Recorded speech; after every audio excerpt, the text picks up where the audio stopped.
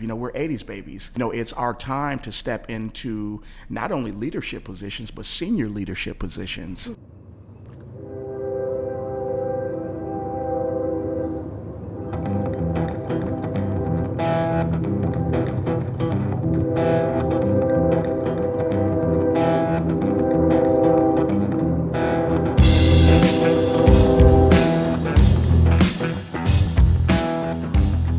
Welcome to Rock Island Line. I'm your host, Annika O'Melia, and I'm so excited to bring you today's guest. It's the brand new mayor of Rock Island, Illinois, Ashley Harris. How did I score this exclusive interview, you might wonder? Well, it turns out that Ashley and I are both proud graduates of Rock Island High School's class of 1999. Ashley and I have a long, open, candid conversation about his life, what drew him to public service, and how he views the role of the mayor. This won't be the only time that Ashley and I sit down to talk, but I do hope that you enjoy this conversation. So without further ado, here's my conversation with Mayor Ashley Harris.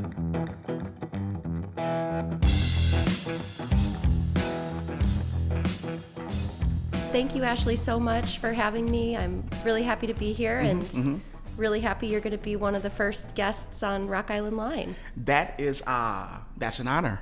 That's an honor. And, once again, I want to thank you for coming down to the office. You said it's your first time being down here. It's practically my first time being down here. Yeah. So we're learning all at the same time.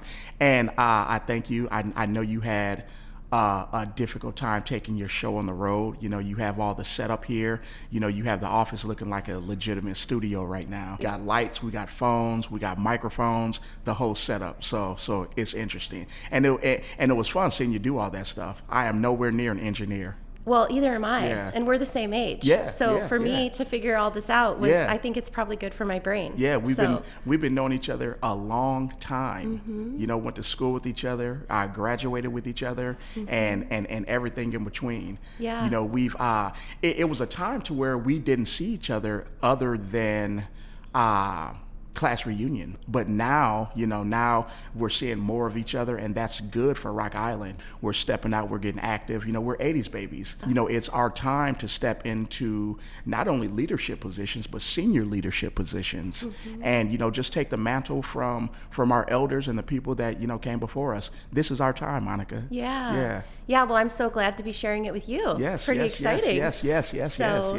Yeah, so thanks for having me in your beautiful office here, and I'll try to get some pictures of you before I leave, in your element here. But and we even have the red phone, so Yep. Let people know, hey, I'm here on the job. Yeah. If it's an emergency, call the mayor. So Yeah, exactly. that makes everything legitimate as well. Yeah, so I thought maybe I'm hoping to interview you more than once. So I thought today we could just, for people who might not know you as well, get a sense of Who Ashley is. who you are and what Yeah. connects you to Rock Island. And, Yeah. kind of like, where did you grow up? How long has your family been a Rock Island family? Yeah. My grandparents moved to Rock Island maybe in the early 60s. My grandparents, they are from Arkansas, actually. And, what originally brought them up here was work. It was a lot of, manufacturing going on. This area, the Midwest area compared to the South, it was more promising, if you will, especially during those times for African Americans. So, my grandparents, they moved up here with a group of other family members, and they came up here, they started a family, they joined the union, had, put in their time, with Deere, with other factories that were here during that time. And about 20-something odd years later, here I come. When my grandparents came, they had 5 children here in the Quad Cities. My mom and her brothers and sisters. So, and I'm my mom's only child. Oh, Yeah, wow. a lot of people don't know that. I'm an only child. Yeah. I'm an only child, and for a good amount of years, about 12 years, I was the only grandchild. So Ashley had it made. You did. Ashley had it made. Yeah, you got a Yeah. lot of attention Yeah, and probably a lot poured into you. Yeah, and- Ashley had it made, and that put me, like, even socially, kind of on another level. It didn't matter it didn't matter the income levels of my parents or my grandparents, but being an only child, it kind of, whatever was left, I had that. I didn't have to divvy that up between brothers and sisters or even cousins. Yeah. So it was just all about Ashley. So, if we had $5, Ashley had $4, and Wow. yeah, and like I said, even socially, that allowed me to somewhat level up, even amongst my peers, because we were middle class, but as a spoiled only child, that kind of makes you like a little watered down rich kid. So Yeah. so I did notice that privilege, that advantage. Even when I was living it, I noticed that. So I'm fortunate for that. What elementary school did you go to? I went to Francis Willard. Okay. I'm a road runner. Okay. Now they changed the mascot, but hey, I am a road runner. And after that, I went to Edison Eagles, and as after that, we seen each other at Rocky. Yeah. Yeah. And what was your experience like in elementary school in Rock Island? It was it was very, very good for me, because like I said, being an only child, by nature, I'm an introvert. I like my alone time, and that was my first time being introduced to the world, if you will. So a lot of my original friends, my original best friends, I bring it up, they knew me pretty much before I knew myself. So I love that time. During my... What do you mean when you say that? They knew you before you knew yourself. Can Well, you say more about that? Yeah, sure I can. Because as an only child, I didn't have anything to bounce off of. I didn't have anything to test out my theory or even my voice, what I sound like. I didn't have brothers and sisters to talk about me, or, hey man, you can't wear that to school, or no, that was my first time getting out in the world. So my peers and the people around me, they were my siblings. And I had to learn a lot about myself, because we don't know how the outside world perceives us. We don't even know what we look like to the outside world, and I had to step out into the world to even learn that part. Yeah. So I learned a lot about myself in elementary school. So I bring that up because that was the place to where you just develop friendship for life. And this is another funny thing.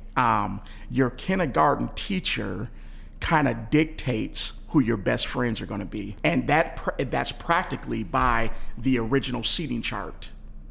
Whoever she places you by will hey, this is your friend now, hey, this is who you talk to. Yeah. And that is how friendships first develop, from the kindergarten seating chart. So I'm guessing the answer is yes, but are you still friends with your friends from elementary school? I am, because a lot of those friends didn't move away. A lot of those friends, we followed each other, up to high school, and even in high school, a lot of original friends, even for everybody.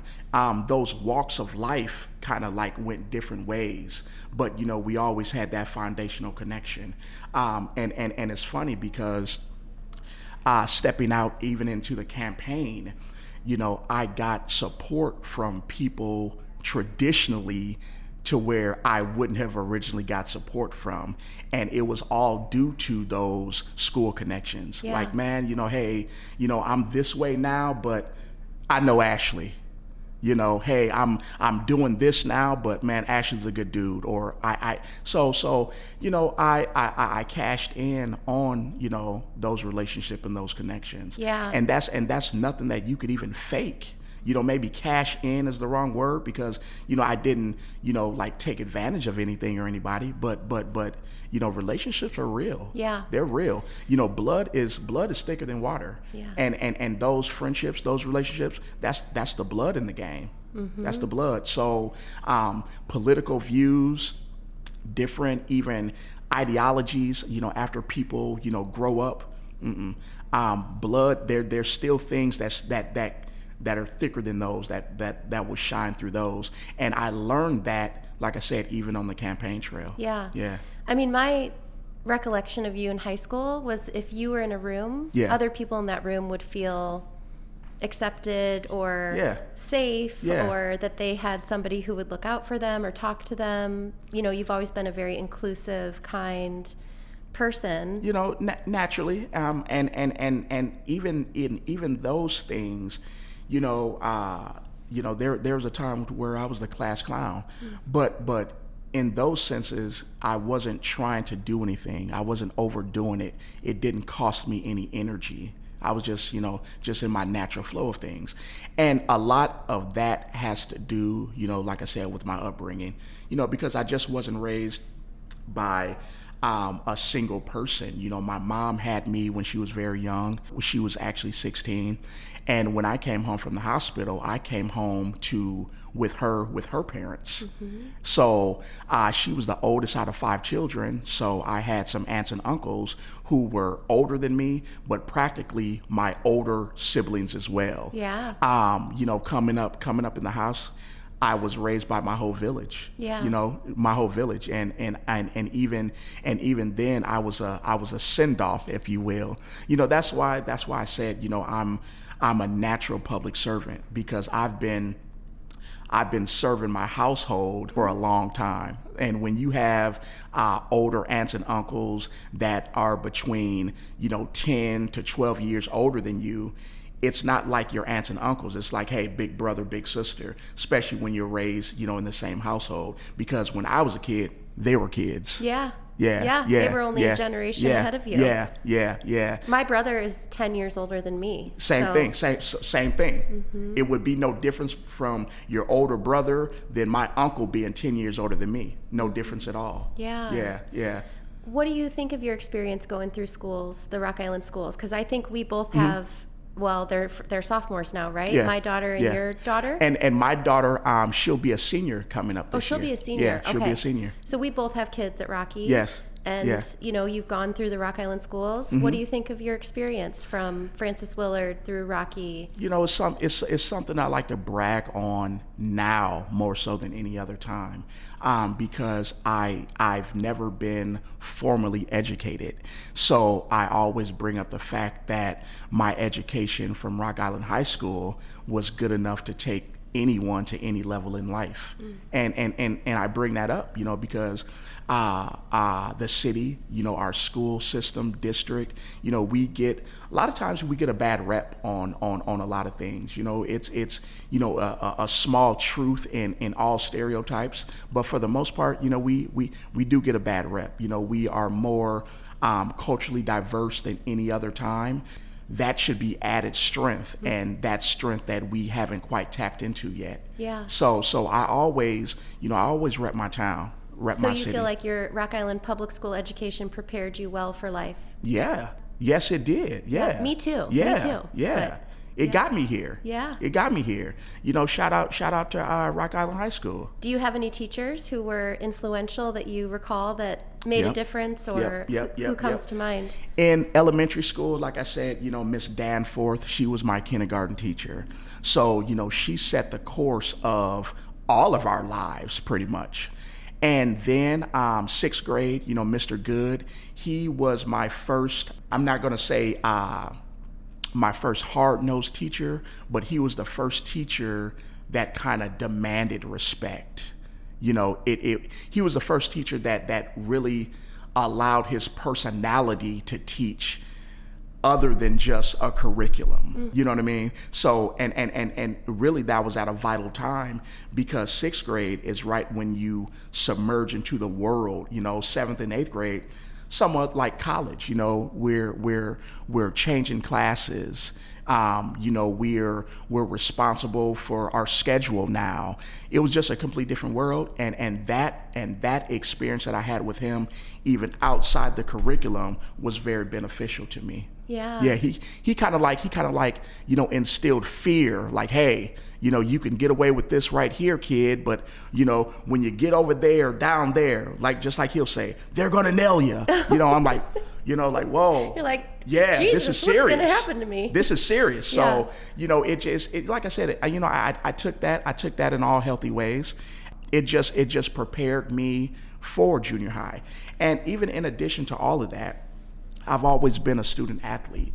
I've always played sports, even outside of organized, within the school system. I remember, I played baseball for the first time when I was 12. I played soccer, when I was maybe 8 or 9. I've done a lot of things, and then that's always held me accountable. Yeah. Always. It's always, in addition to my family and the respect that they had and demanded, sports and, those coaches, they played a big role in offering me something to lose. A lot of times, our kids, go haywire because they don't have anything to lose.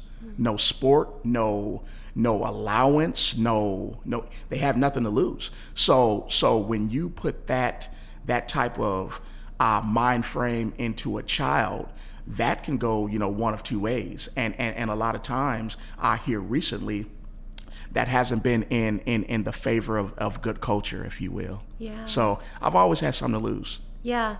Yeah, and you had people looking out for you. Yeah, the whole when village. You've got your teachers, you have your family, but being on a sports team is just another set of people who care about you. Exactly. Yeah. And not to mention, being able to get some physical activity, not to mention being in a pool, having the opportunity of meeting people not like me, from other parts of towns, from other districts, if you will. And even on the sports scene, you develop a friendship and a type of camaraderie that you normally wouldn't get just even from going to school, or just sticking within the means of your family. So it's love. Yeah, some of my best memories of high school are my girls' basketball team. They shaped me as a person. Yes. Their relationships I cherish to this day. Yeah. I learned a lot about myself, and you just feel like you belong to something bigger than yourself. Absolutely. Now you see. So, and even, like to comment on me being raised by my village and the respect that, my parents and my elders, they had and that they demanded, that kept me out of trouble. It kept me, on a straight line because I had fear, and even in my adult life, it kept me somewhat on a straight line, Now, if you said that you were watered down rich in your neighborhood, what did you think about me? What was I? Bona fide, solidified, the real McCoy, things like that. Yeah. But and what was that? I'm curious, just because I know that as I got older, I noticed the landscape of our town. That part of that's super cool. That's why we want to live here and raise our children here. Is that I think the state of Illinois said that Rock Island High School was the most diverse high school in the state a few years ago. Yes, it is. And they're not just talking about race; they're talking about religion, languages spoken, socioeconomic status. Yeah. And so if you grow up in Rock Island, you're not growing up with people who are just like you. Yeah. You are growing up with the world, with parts of what the whole world looks like. Exactly. What it offers. Yeah.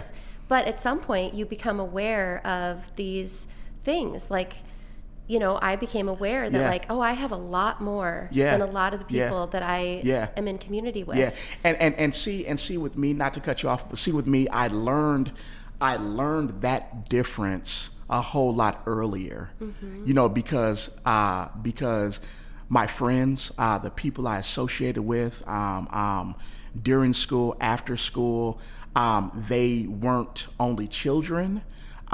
They weren't from a household with structure.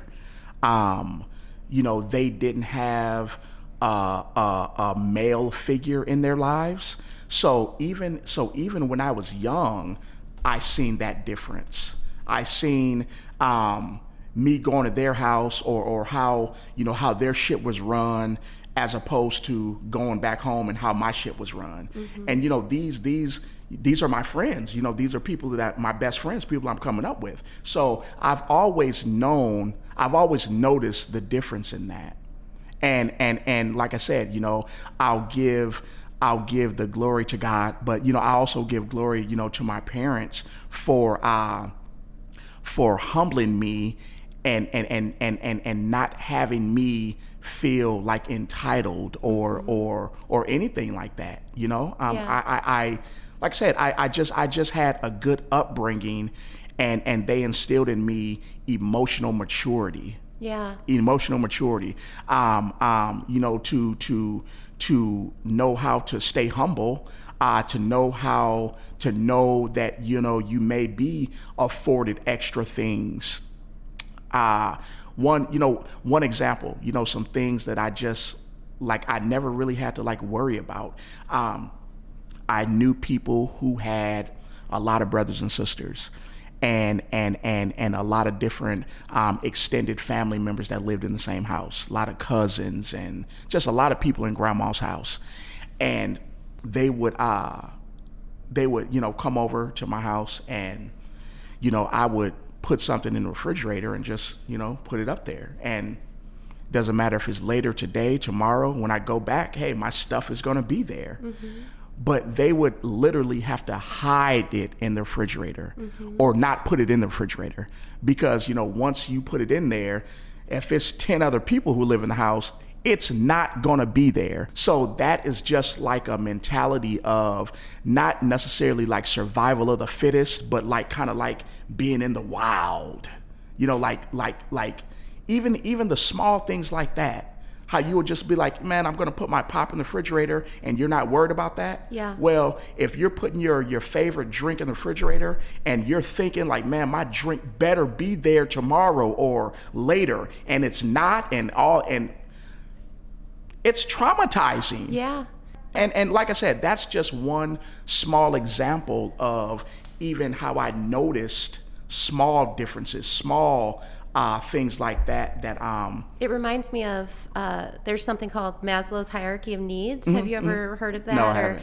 So it's like a pyramid, and so there's the base of the triangle, and at the top is where you self-actualize. Okay. You live out your dreams. Yeah. You become, you kind of overcome your suffering. Yeah. You just live a great life. But before you can get to the tip of that triangle, you have to have these other needs met in succession, and the base layer is just food, water, shelter, and then the second layer is safety, being physically safe, psychologically safe, and then as you move up, you can develop self-esteem, you can, and they don't have to be in order like that, but I think you're reflecting on, and I had this experience too growing up in Rock Island, being around people and just noticing that there was sometimes a lack of the basics, around housing or shelter or food security. And I remember my dad saying to me, and I'm sure he took this from someone else. I don't know where this quote comes from, but everybody's born with life chances and life choices. And so he would kind of say, you've hit the jackpot. You grew up in the United States, you're upper middle class, and then you have your life choices. And people who grow up with a lot of life chances, the impact of their life choices isn't so, you can afford to make some mistakes, you can afford to, but when you grow up in circumstances that are really where your basic needs aren't getting met, or every choice has to be so on point to make it out of that. And so, it's not, I don't know, I always thought that was interesting. So, as you're talking about that, I'm just thinking of something I always thought growing up in Rock Island was and I still think it when I watch the kids come out of the school, all the potential, all the little kids or junior high kids, high school kids that were so bright and funny and talented. And then you see these trajectories go in different directions and you're like, oh, that was the chances. Because they were making good choices too.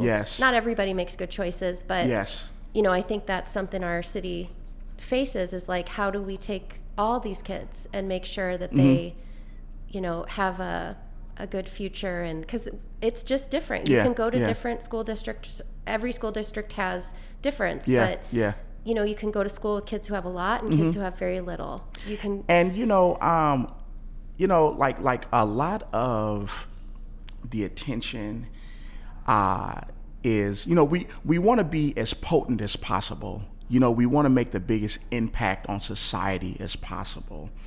And a lot of our time and energy goes towards the kids. But, even when you look at the numbers, even when you look at like the time invested, a lot of times we'll be best served to teach the parents, because they feed the kids, they teach the kids more times than the peers, more times than the schools. It's the parents that nurture and teach the children, and we'll try to teach kids but that's like on a bottom level, teaching just the children things, or trying to save the child but not trying to save the parent. I don't It's get like that. if the child is this little plant inside, we want to grow, you have to look at the container. Yeah, they go home. Yeah. They go home, and the world that they live in has to reflect their training or what they're being taught, even on the outside, or they're not going to believe it. Yeah. Like, hey, man, I'm hearing that, the sky's blue at school, but when you get home, man, the sky's red. Now get upstairs and whatever, but it has to line up. If the sky's really blue and we want that child to know that, then, it'll be best for us to let the parent know, hey, the sky's blue. Hey, this is what'll be, beneficial to you and your children, and, presenting the opportunity for some better choices and circumstances and things like that. It's all about the parents, because like I said, we get everything from our parents. Yeah. Everything. Yeah. But we've probably got a lot of parents who are also struggling to meet those basic needs, and that makes it a lot harder. It's a vicious cycle. Because I have 4 kids, and I struggle to be a good parent. It's a vicious cycle. It's a vicious cycle. Yeah. And see that may be to your standard, but when you look at maybe like the normal standard, they'll be like, hey, the Amelias are some good parents. Like, hey, their kids are eating every day. Yeah. They are not only in sports, but have transportation to and from. Yeah. They're not only going to school, but have parental involvement. They're not only doing homework, but having someone check the homework. So it's like with the normal standard, I'm sure, you and Jim are, exceeding everything, I'm sure. Did you, when you were graduating or like in high school, were the guidance counselors talking to you about college? Yeah, well. Were you being encouraged to go? Because you joined the Army, right? Yeah, I did. And that conversation from guidance counselors, that kind of was my junior high experience.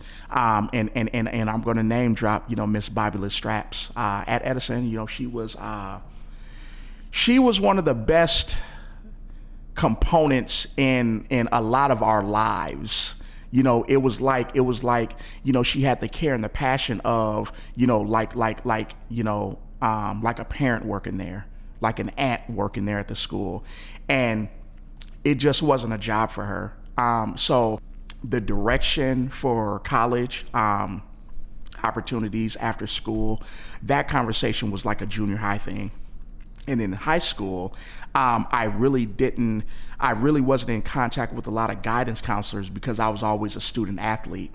Back then in our world, is like, hey, how many college letters are you gonna get? Like, hey, where you going to play ball at? But it wasn't necessarily like, hey, you don't have a sport to play. This has to be you. You have to do it off your own academic merit. I've never really had to think about that. Yeah.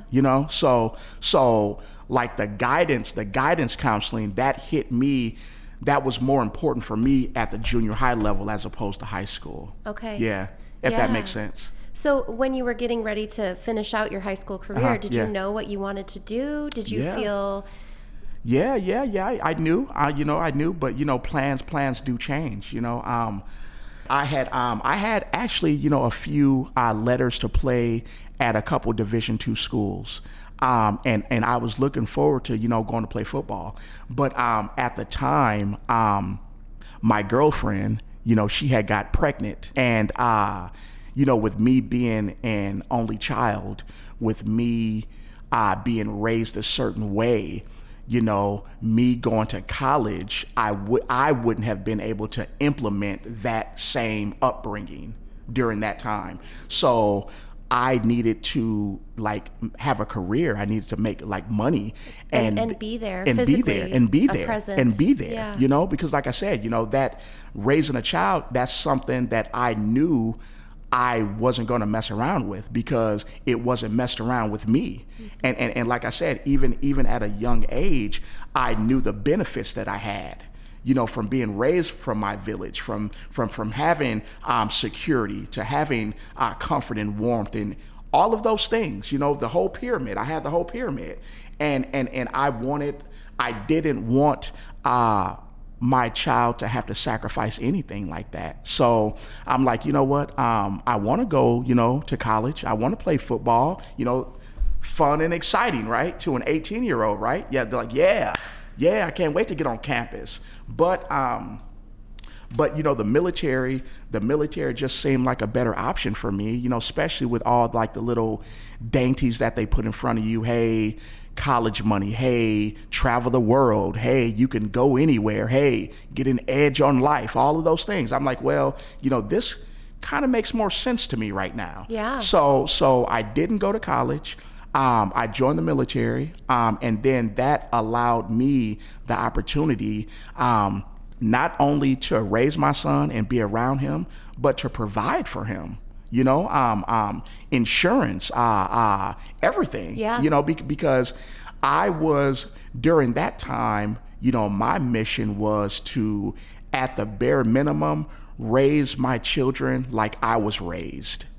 And I would have had to been, even then, established, even then, not rich, but hey, we have to make the right choices here as parents. Yeah. If you want your son to have the experiences and the benefits and the feeling that you had, college isn't for you right now. Because then, like I said, if I would have went to college, then I would have had to sacrifice a lot of things that I felt were too important to sacrifice. Well, and I feel like back in that era, college was the goal for everyone. It was kind of like, go to college, go to college, go to college. And it's turned out that for a lot of people, that didn't end up being the end all be all. And so now I think we're really recognizing that young people coming out of school can do really well without going to college. We were just talking about that. Shout out to Rocky. Yeah. A Rock Island education, it'll take you to any level in life. And they're doing the programs around, the trades and welding and nursing and different things, where you could leave school and start working. There's some stat out there that, I don't know, when you look at kids going into college from maybe areas where college enrollment among the next generation is lower, among the older generation, that half of those kids end up just coming out of college with a lot of debt and not getting jobs that help them to repay that debt. Exactly. And so that push to be go to college ends up kind of burdening them. They end up getting bad credit because they can't keep up with the student loans because they don't have a job that's going to support the payback. And no doubt. So I would say you were ahead of your time, and you went the right way. Yes, and I didn't even, it's and ahead of the time, that's a good word, but that's only because I've never been a follower. I've never been even today, I don't get caught up in fabs. I don't get the new edition for things coming out, like the new phone or a new car or even the social media thing. That in the past 5 years, that's kind of forcing people to get involved with it. If you want to advertise or promote your business, if you want to stay in touch with your family, something that you have to do. And I've never even followed that really. Are you going to have somebody manage that for you? Yeah, I did. I had during my campaign, I had somebody specifically to manage my Facebook page, and even still, I was kind of trying to hold them back. Yeah. Hey, I kind of still want to stick to my personality here. Yeah. And that's but it all worked out, and that's something that I've never felt that anything on the outside would force me to do it. Yeah. And even coming up, when we were even in high school, speakers and like sound systems, those were a big deal. I've never had Beats in my car. Yeah. Never. Never what had. I hear you saying is you weren't looking at your neighbor to say, yeah, what is the cool thing that I should be doing, Never. or trying Never. to look like somebody else or be like Never. somebody else. You've always just been never. Ashley. Ashley, I remember that back, from now into the 90s, we've had concerts, musicians who come to the area, and I've never been to a concert. I'd never, and really even back then when I was younger, what turned me off from it, I'm like, man, people are cracking this up to be a big deal. People are going shopping. Like, hey, man, what are you wearing to the concert tonight?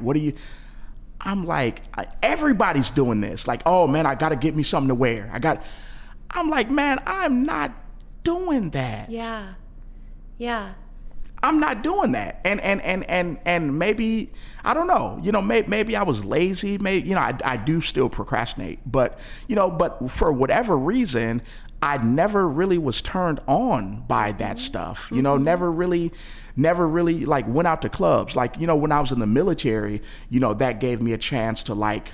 Because you were served overseas, you were in Germany. Yeah. So, that gave me a chance to get out from underneath my mom and my grandma's skirt, if you will, leave their protection and really get out into the real world. And, I lived a different type of life there because I never had to worry about, anything getting back to my parents. And even to this day. You were like, what happens in Germany stays in Germany? Yeah. And even to this day, people won't now subtract the mayor stuff, subtract all this, just Ashley, out in the world. People wouldn't call the police on me. People wouldn't try to harm me or anything like that because they knew the worst thing that they could do to me was go tell my mom something. And it was like, like a situation I think a couple years ago. I'm not gonna go into details, but somebody was upset at me, and next thing I know, they knocking on my mom's door, and then I'm hearing about it, and it was just like, I respect the respect. Yeah. You know what I mean? Well, you had a strong attachment. Yes. You have a strong attachment with them, and that creates this. I don't know. Like, I do so much psychology and counseling, but with kids, it's another one of those triangles where the base of attachment is all the good stuff, the love, the connection, the time spent together. Yes. And when you have that base, then you're able to kind of discipline in lower key ways because it's like just knowing your mom is disappointed will do something to your insides where you were like, oh shoot, I don't want to act that way. And I've always been like confined by that. Always. People. And it is interesting because my parents, as I go about my life, as I've faced difficult things, you feel the container they set for you. Yeah. So a few years ago, I had to go through a really difficult work thing where it was like 10, 12 years ago. Yeah. I figured out something was going wrong at work. And I called my dad and I said, I just realized this thing is going wrong. Yeah. And he said, you just let people know, be honest, the chips will fall where they may. And that creates this little thing inside of you. I mean, my dad every day was like, work hard, be honest, as we were growing up. And it creates this container inside of you where even when you don't hear them, you know what they would say to you. Yeah. And you kind of like have to live that way or else your stomach hurts. Sure. Yeah. Exactly. Yeah. Exactly. So, like I said, people won't call the police on me. They're not gonna take me to court or go to the news on me, they're gonna go to my mom.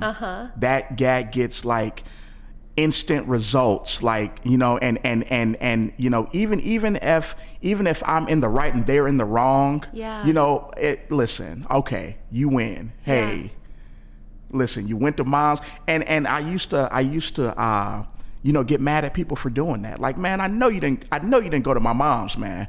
You know, but now, like I said, as I'm older, you know, I appreciate that.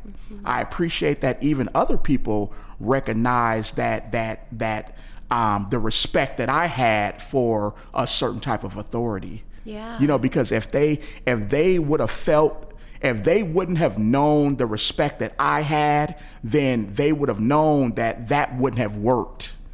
And then they would have been, you know, mad at me in the streets. Hey, man, let's fight. Hey, I'm calling the police on you. Hey, whatever. But no, they know what works. And that's just them, like I said, you know, just. But when you were in Germany, they weren't there. Nobody in Germany knew them. They couldn't call them. And so I was a bad soldier. I was a bad soldier. And only because, like I said, you know, that was my first time, like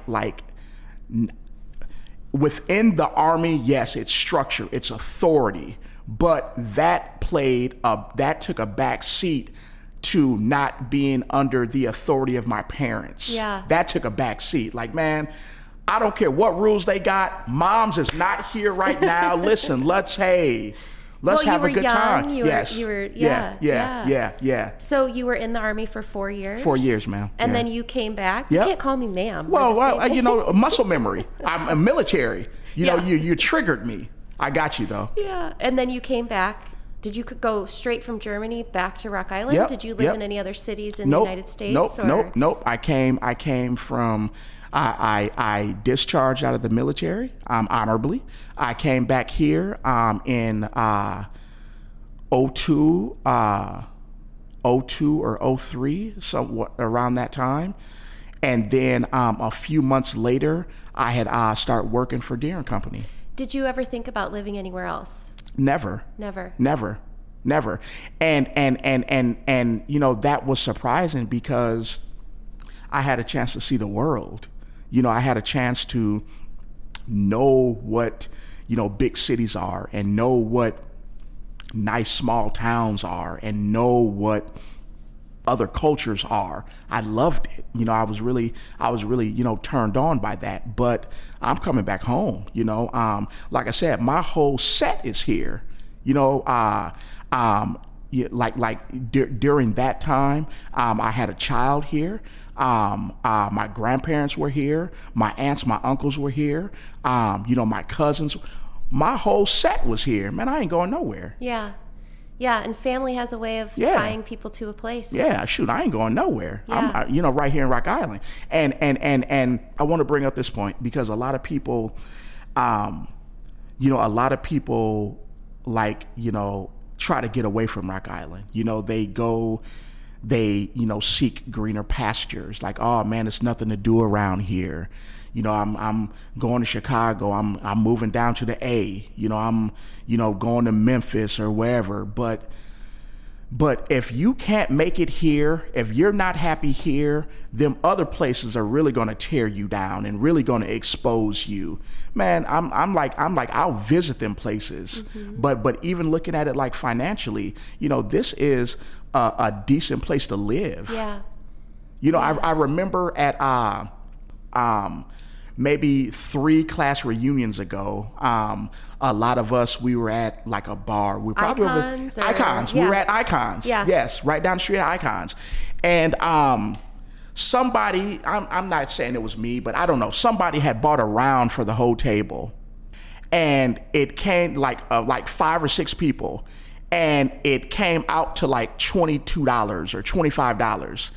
And at the time, you know, somebody was visiting in our class, but they had lived on the East Coast, and they were, you know, visiting back. They were like, man, I cannot believe it that if I would have bought a round for 6 people in the city on the East Coast, it would have been $100 something. It would have been like a big thing.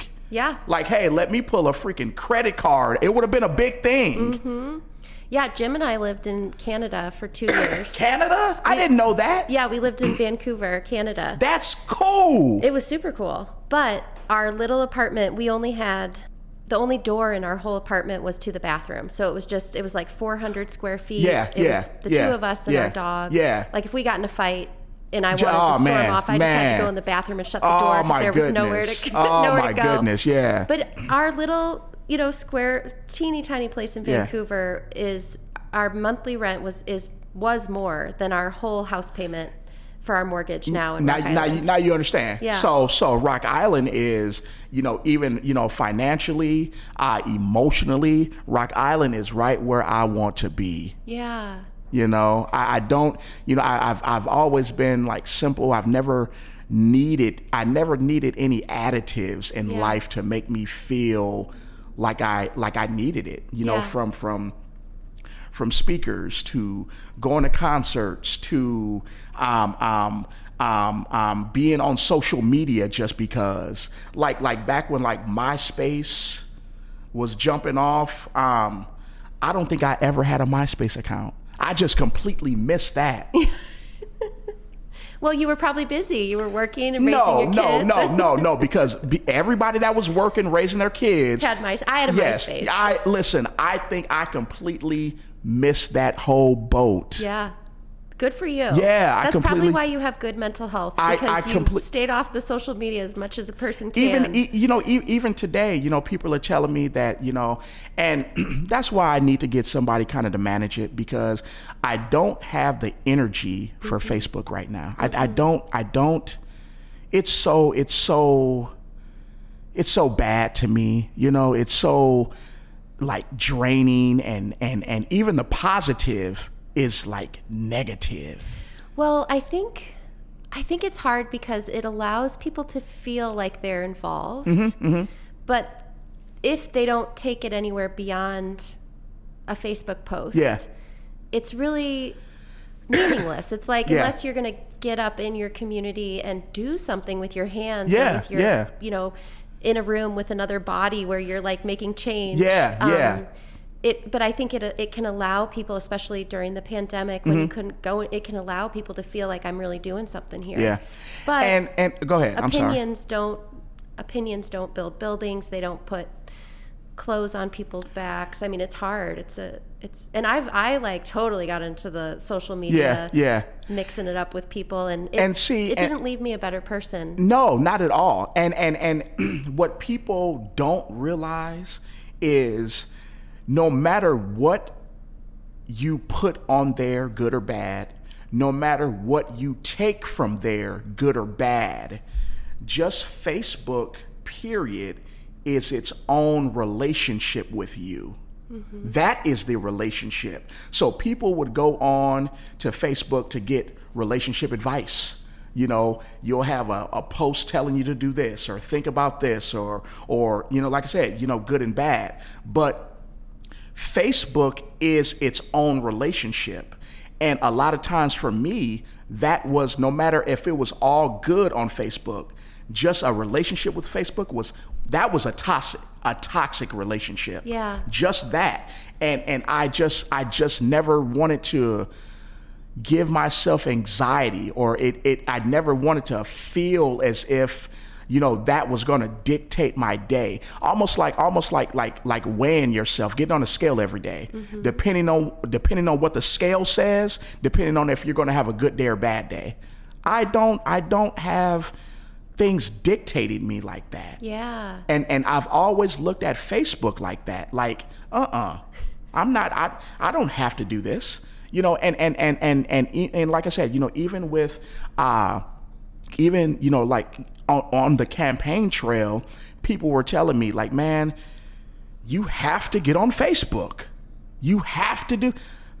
Not necessarily. I mean, I get what you're saying, but I don't have to like open up the floodgates, or I don't have to like completely like sell out, or no, that's not genuine to me. Yeah, that's not me. Who you are. You're more of the in-person, face-to-face. Exactly. I wanted to get here being myself. Yeah.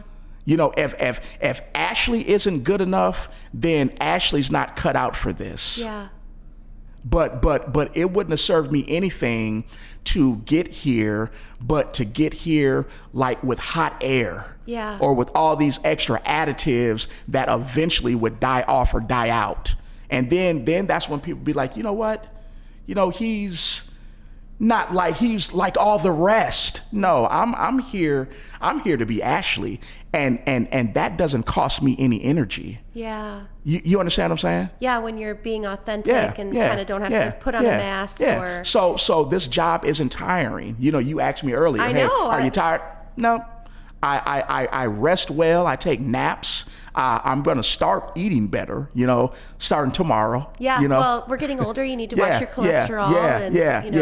You know, starting tomorrow. Yeah. I've been saying that for like a month now, but you know, I'm turning into something to where I always said I wasn't going to turn into, and that's a fat mayor. I'm not. Listen. I'm not going to be a fat mayor. I tell you that. And right now, I am now, but hey, you know, I don't think you are. Listen, I'm a fat mayor, and you know, you gotta love the body you're in. Body positivity. I do. I do love it. I do love it, and I, you know, I love it with honesty. You know, right now, Ashley, you're a fat mayor, and I'm gonna start doing my push-ups and sit-ups because you know it's gonna be a long, good summer. You know, we gonna be in some dunk tanks, and like I said, you know, we're still too young to not worry about or to not, you know, present ourselves how we want to. Yeah. Well, maybe you could start a workout with the mayor initiative where you get everybody to go for a walk every day and eat their fruits and vegetables.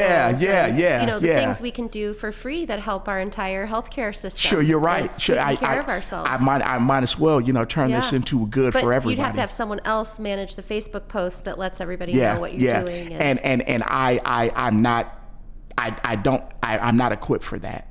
You know, if it was up to me, like right now, you know, I'm kind of like doing my own Facebook stuff. That's why it's like non-existent.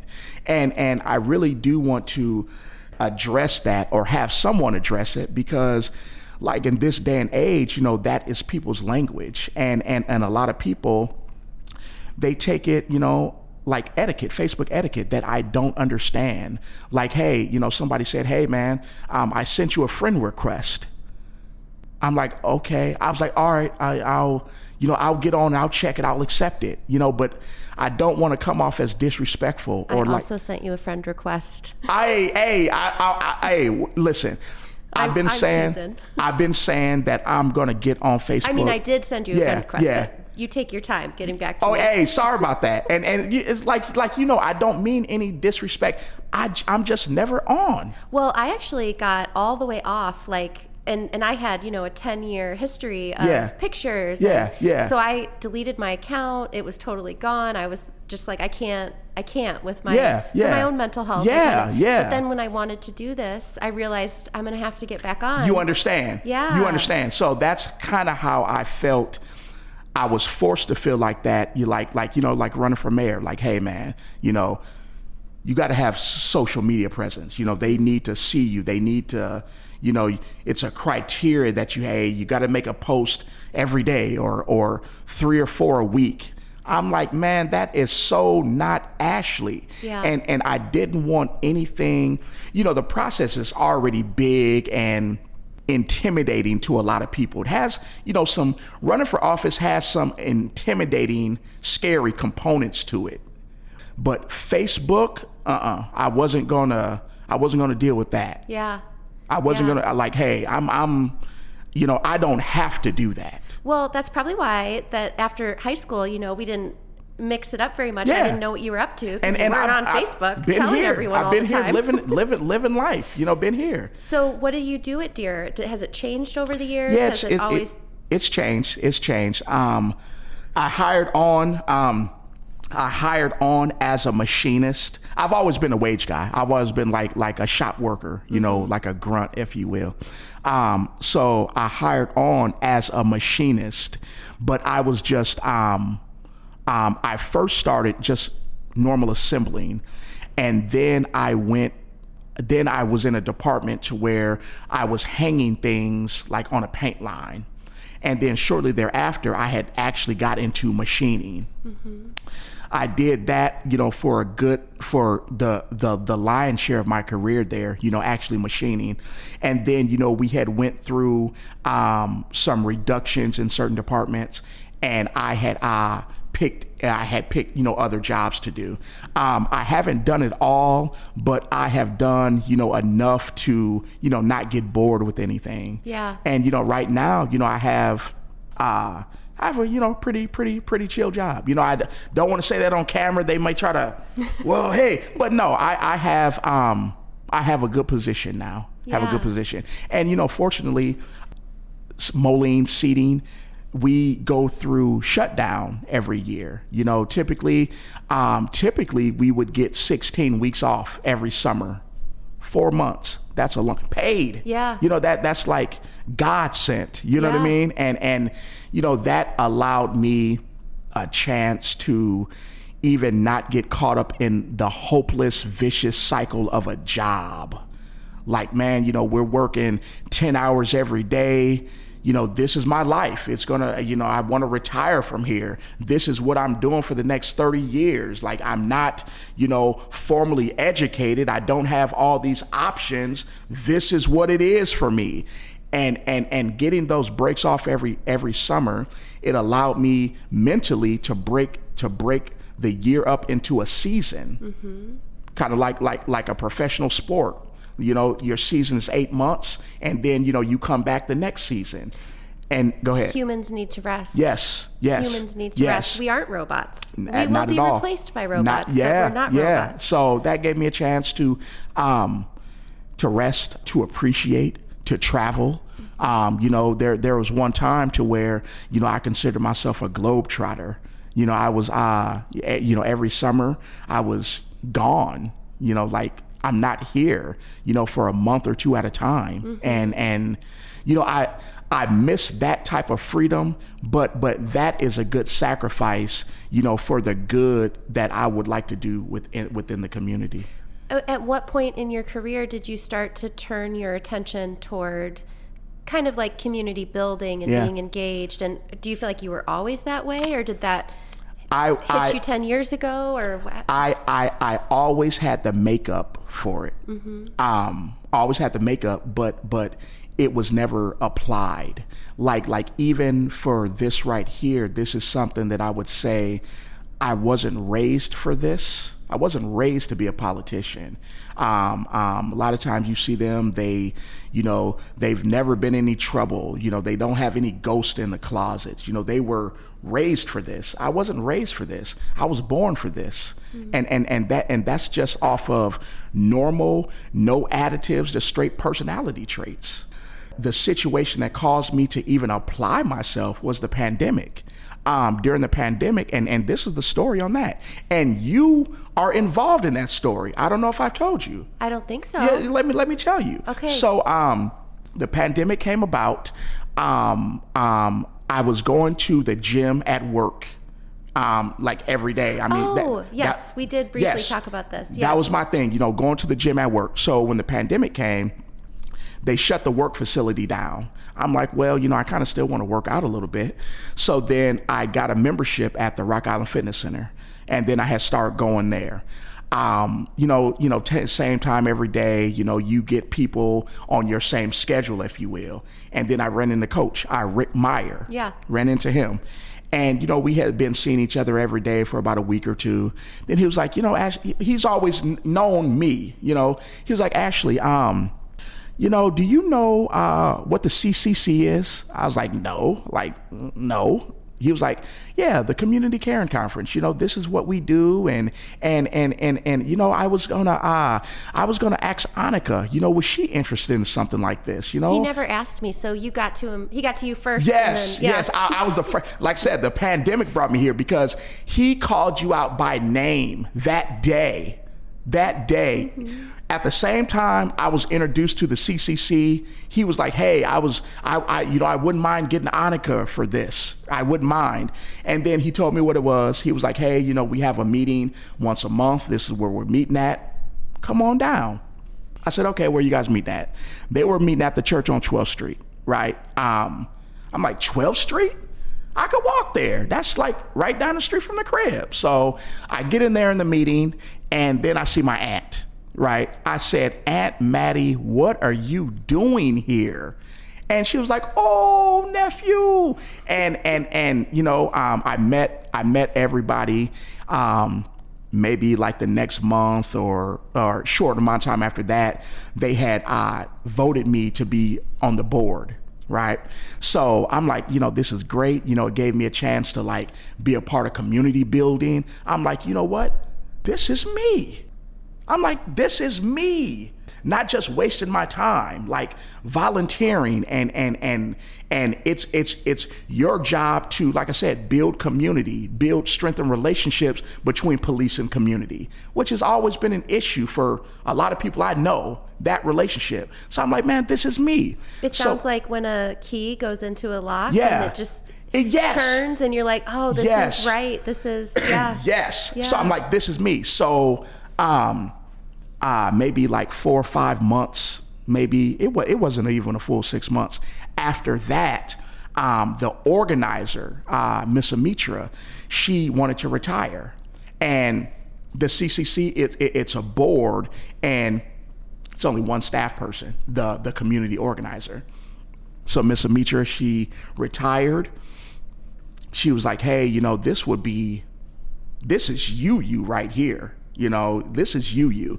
So I put my name in, you know, I applied for the position. You know, they interviewed me. You know, I was on the board, but, you know, they, you know, interviewed me and gave me the position of being a community organizer.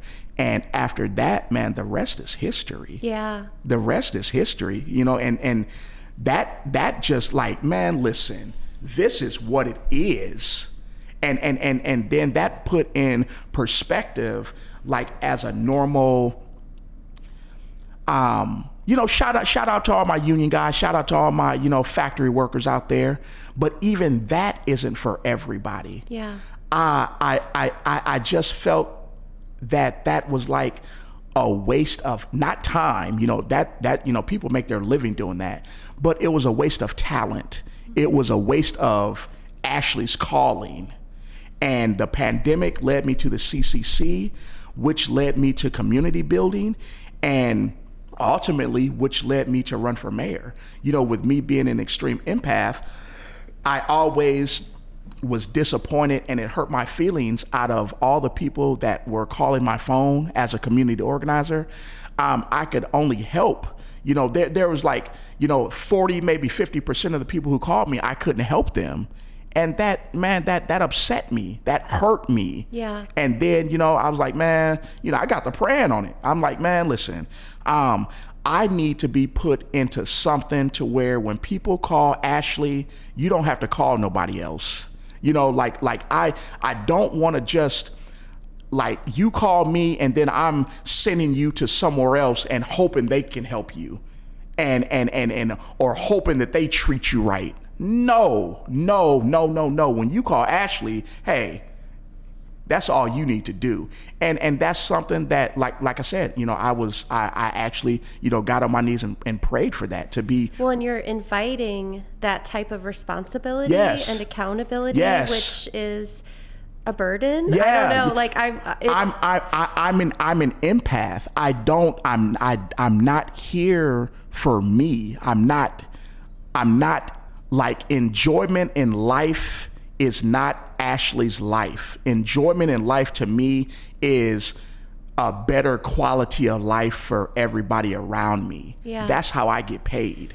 I feel like this whole podcast, I'm just going to talk about my dad. Yeah. But as I like think about how I think about things, Yeah. a lot of what shaped me is him. But there's also some saying, he never told me who said these things. He acted like he said them. Yeah. But he would say, like, if you look at your community, you can only judge it by how well you treat the least among you. Mm-hmm.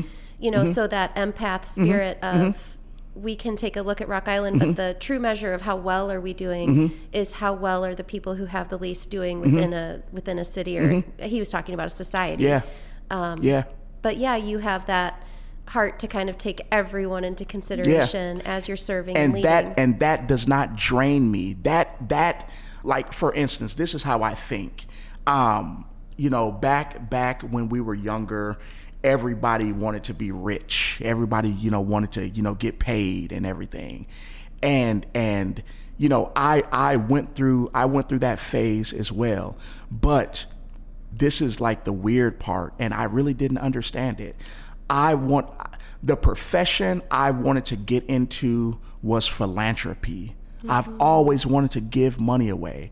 That's like the biggest flex to me. So even when I started business for myself, even when what I would consider stacking chips up, even then I just wanted to be able to afford to give money away. That was my goal. I'm like, okay, I need to make this. I need to, structure this. I need to do this business. I need the paper chase. Yeah. I need to, but the motivation for that was to be able to become a philanthropist. Yeah. So I've always been in it for everything else. Well, and I think what's interesting about our society in general is that people have more and more, like part of the population we all have more and more.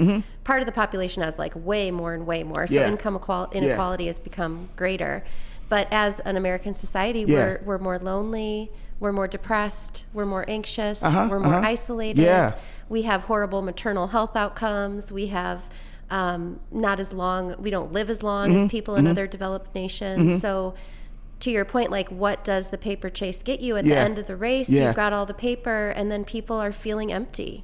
So I hear you called towards something. I mean, I feel that way too. It's like, I don't want to die with a bunch of money. I want to die feeling like I left wherever I was better than I found it. Exactly. And I think maybe that's part of what you can do in Rock Island. If you choose to live here and you have a little or you have a lot, you can make this a place where you don't just come to like hoard your money. You can be involved in a community and part of something bigger than yourself. Yeah. I have not been on. Now I'm broke as a joke. Don't get me wrong. I'm not. So listen. I'm broke as a joke. Don't get me wrong. I got a lot of privilege. Right. Here. But I haven't mentally thought about money maybe in like 5 or 6 years. I haven't done anything extra to like accumulate or like I haven't thought about money, and I haven't been on the paper chase in, like I said, 5 or 6 years. Yeah. Yeah, and like I said, even the position I'm in right now, like I said, I wasn't raised for this. I was born for this. Yeah. So when you get someone who wants to do for others more so than themselves, when you get someone who doesn't really care about money, not in an irresponsible way, but as far as my personal agenda or my personal gain, that serves me nothing. So ideally, that would make me a good politician. Yeah. I can't be, bought or sold. Money does not move me. Yeah. And that, like I said, maybe it's DNA, maybe it was just, contributed to how I was raised. Strike me as someone who's always had a lot of gratitude and appreciation for. And right now, man, I feel rich. Man, I feel rich than a mug right now. I feel wealthy. Yeah. And I don't care or worry about money. And it's not like I have like a trust fund baby or like can do anything I want to do. No, I just don't. Money just doesn't move me. Yeah. If that makes sense to you. I mean, if we live in a capitalist society where the message is you have to chase this, it's kind of on brand for you to structure your life differently and not to maybe be as concerned with what everybody else is doing. Yeah. And I think even just, living in Rock Island, like, where you can afford to live and you can pursue passions, and I said this in my last podcast too, but you don't have to like keep up with anybody. No, never. Yeah. I've never had that like problem or mindset or anxiety. Yeah. I never. So the CCC got you into this mode where you were starting to really identify as, with community service and this thing inside of you that was like, oh, I've been built for this for a long time. Yeah. I just haven't had the avenue to start to do what I've meant to do. Yep. What made you think, okay, I'm going to run for mayor? Because it was a few things, but one thing was the percentage of people who called me that I couldn't help. It was, like I said, it was upsetting me. I'm an empath. That upsets me if I can't help you. And part of my prayer was like, okay, I want to be put in better position. I want to be put in a position to where I can help more people, have more resources to help more people. I didn't know if I was going to get into the pulpit or like a deacon or something, or politicking. When I first said that prayer, when I first had my elders like pray over me, I didn't even know the direction, but I just doing my thing, and voila, here I am. And what gave me, I'm not going to say the confidence, because that's something that I've never lacked, but what gave me the nerve and the audacity and to really see myself with a chance of winning this thing, I contribute a lot of that to a couple things. My family, my upbringing, my family is, they get community respect. People who know my family, that, hey, okay, yeah, they get more, they have more clout than what I do. I'm still the nephew. I'm still the grandson. Like, oh, that's Angelique's grandson. This ain't the mayor. That's Angelique's grandson. That's who I am. You understand what I'm saying? So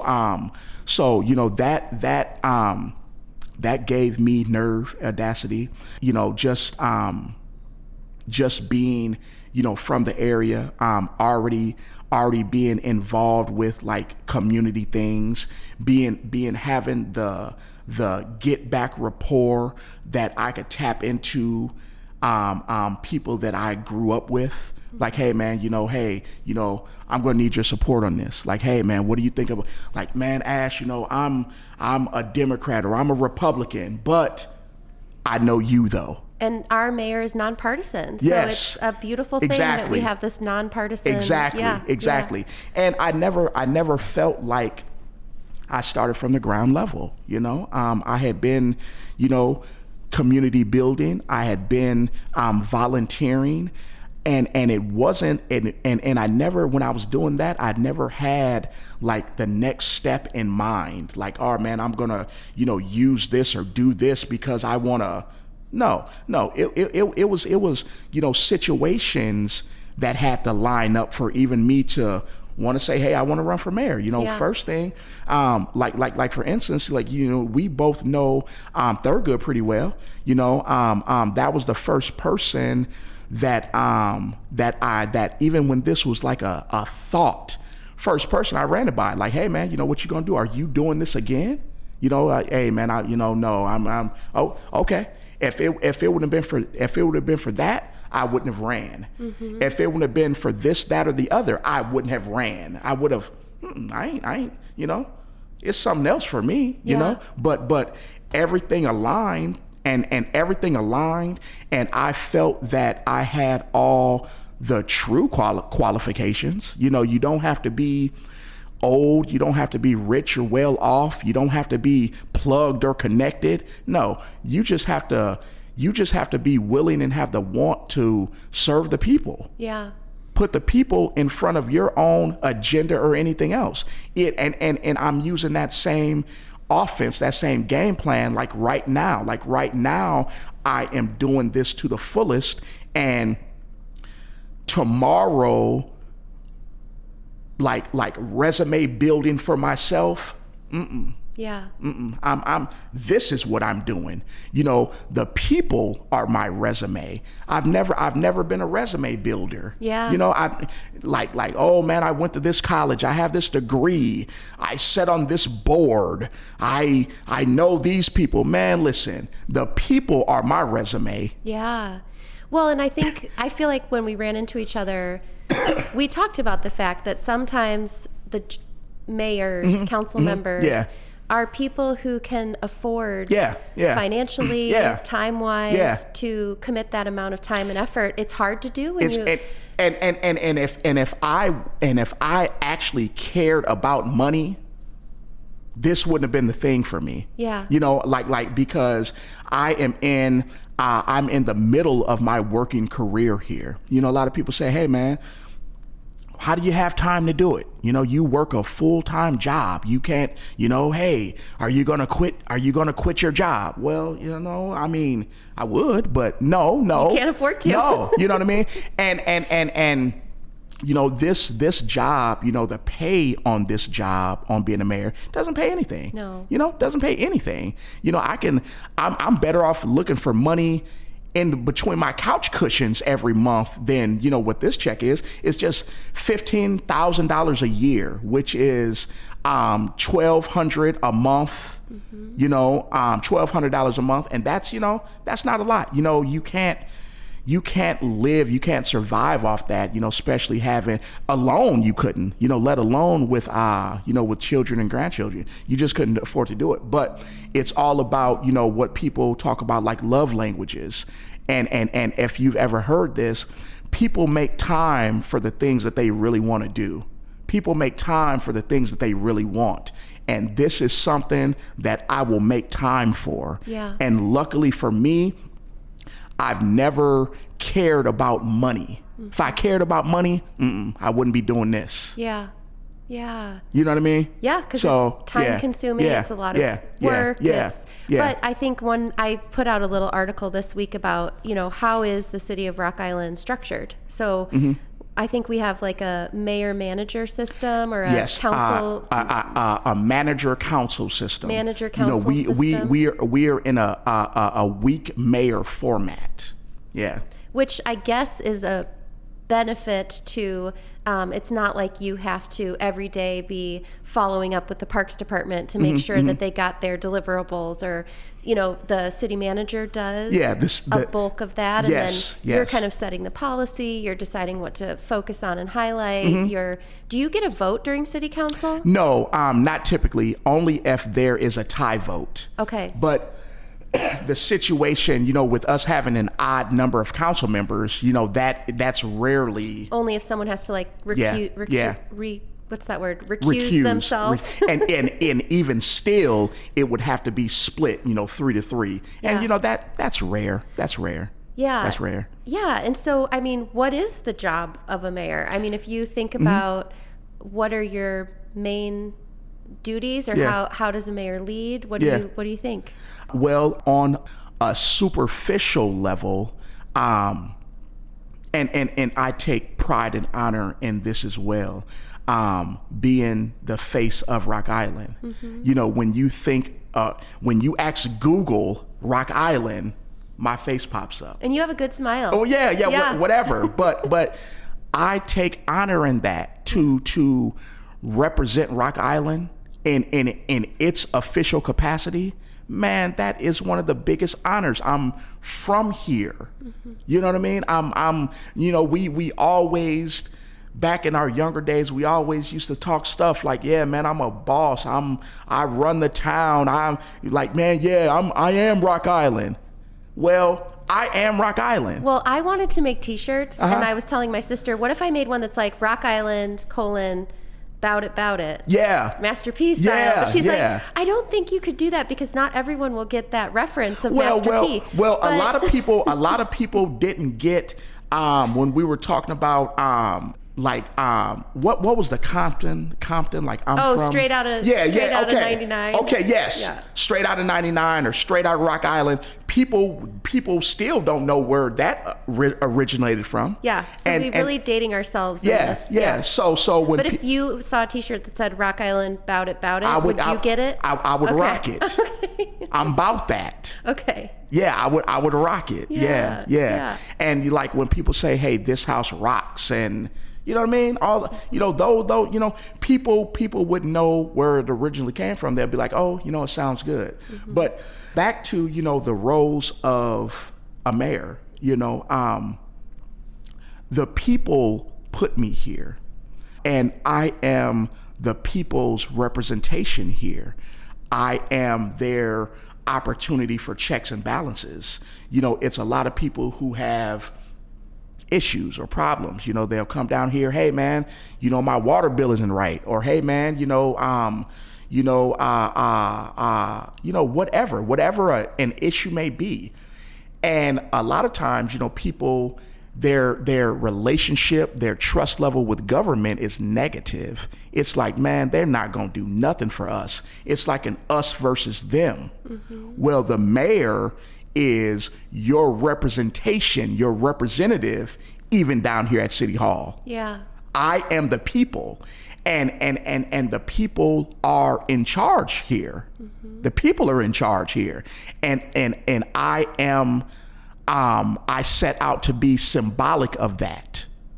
So when people come down here with issues, when we go out and talk to the community and they have issues, I am here to address that. I am here to work for you. Mm-hmm. And luckily, I bring the authority and the resources and the recognition, the platform of a mayor. But like it should be like that, because you are the most powerful source and I am a representative of you. Yeah. So that is the job of a mayor, to represent the people.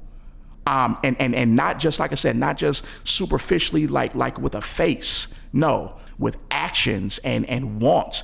It is my job to work for you, to defend you, to take your concerns and really try to do something about them. Mm-hmm. Because as far as how people look at government as being untrustworthy, a mayor is your representative for checks and balances.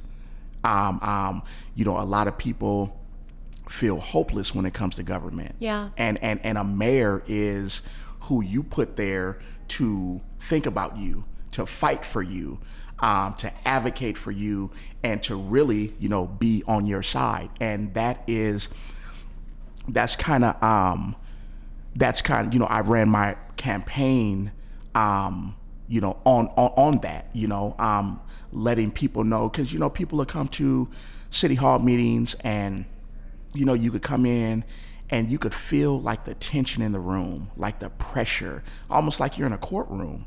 You could cut it with a knife. And people would come, they would, be scared and nervous and, just feel like they're up against the system. And I always wanted to let people know that with me, you, the people, have the house advantage. It's up to, if anybody's going to win, it's going to be you. Yeah. As far as I'm concerned, that is what you put me here for, to think and to act like that. And I really think, like I said, I really think that I was born for this, because I'm not out for myself, or I'm not here to resume build or to be on my own agenda. I'm not even here to get rich or to get paid. So the ways that I've conducted my life throughout my life, makes me a good person for the job. Yeah. And that doesn't, like I said, that doesn't cost me any energy. I'm just being Ashley. Nothing has been overwhelming or surprising, because I'm not here to live a role. Yeah. Funny, a guy, that works here in the administration, he came in last week. We were just, chopping up in the office a little bit. Then he was like, you know what, man, it's a big difference. I was like, what do you mean? He was like, man, the past mayor, he was well off. He had some pretty nice rides. He'll pull up in a big boy truck, and or when he feeling froggy, he may pull up in a Sportster or whatever, something. And right now, man, right now I'm in an old Ford. I'm in my grandma's old Ford right now. Yeah. And I've been pushing that really long. I need to return her car. That I'm gonna do it next week. My car, I just have a flat tire. But the reason I've been in my mom's truck is because that was more suitable for work on my campaign. You know, I had my yard signs. You know, I didn't want to have to go to another location or go somewhere else to pick up some yard signs. No, if you call me, I'm delivering them. I need them right here with me. Yeah. And even after the campaign, picking up some yard signs. Yeah. So you know, my mom's truck, and I had a car. I have a car. So my mom's truck or my grandma's truck is, you know, ideal. So I've been in that, like I said, I've been in that for like months now. And next week I'm gonna, you know, clean up her truck and return it back to her. Yeah. And then I'll be in my normal Ford. Mm-hmm. But like I said, I'm not here to clout chase. You know, I'm here to be myself. Yeah. You know, people were asking me like, man, you know, you don't want this thing, man. You're gonna have to upgrade the whip. You're gonna have to upgrade the car. For what? Yeah. For what? Yeah, and to spend more time and energy focused on your image than doing the work of the people. Listen. I'm sure what we're doing right now actually is not that normal. You know, I bet to let someone come into your office and to talk openly and to not be guarded about yourself, your history, you know. Because, like I said, I'm not scared of anything. I'm not ashamed of anything, and I'm fully confident that I have what it takes. Yeah, and a little bit of it is just going to be you have to do the job for a while and let people see. You know. Yeah. Put some real work in. Yeah. You know, we're myself included. We're not satisfied that we're just here. Yeah. We haven't made it. Yeah. You know what I mean? I'm not happy just because I won the election. You know, I'll be happy, like I said, after we get some tangible change in Rock Island. What do you, as you were out on the campaign trail talking to people, hearing from folks, you know, what are a couple issues that came up over and over again? Well, you know, are the conditions of our roads. That is, you know, that's a heavy hitter. The lack of services in the area, you know, because like I said, you know, a lot of our residences, they've been to other cities. You know, they've you know, they're not born and raised in Rock Island. They've been to Atlanta and St. Louis, and you know, they lived in Canada, you know, for a couple years. You know, so they know what a city could be. Well, we also lived downtown St. Louis. That is my favorite city. But we lived there in 2000. Rock Island is my favorite city, but I like St. Louis. So we lived there in 2004, 2005, and we lived in mixed income housing because, you know, we were broke back then. And so we applied to live as like, you know, in low income housing or mixed income housing. So it was somebody had redone an old abandoned building and you had to like fit into certain income brackets to live. And you could see tumbleweed blow through St. Louis. That downtown was so dead. There was nobody there. You know, there weren't a lot of people around. There were empty storefronts there. And we were back there last year and it was booming, at least the part that we were in. Booming. And so cities can change. They will. Yeah. They will. You know, and it just takes it takes the want and the will, the support from the people that's been here since the beginning of Rock Island time. You know, it's just going to take some elbow grease. It's going to take some determination, and other than the people, it's going to take the support of the city to want the city to thrive and grow. You know, economic development is the number one thing that will solve all of our pressing issues, from our tax rate to our population decline to even our infrastructure of our roads, to employment opportunity and you know, a place for, you know, our young adults or any residents to live out their glory days here. You know what I mean? Yeah. No one I don't know if we talked about this before, but no one in Rock Island is living out their glory days. I have a problem with that. I got a problem with that. That's why, our young people, they go get a taste of, a real nightlife or a real city, and they don't want to come back. The only thing that brings them back is them making a sacrifice of, man, I need to go back and look for your elderly parents or your grandparents. It's just the only thing that brings people back to the Quad Cities. I have a problem with that. Yeah. You understand? Yeah. Yeah. So economic development is, that will allow us to not only increase our population, but to stop the hemorrhage of the people that's leaving. Yeah, there have to be enough core jobs yes. in the city of Rock Island yes. for people to have Yes. work, to Yes. have meaningful work, and Yes. make a decent wage. And Social infrastructure.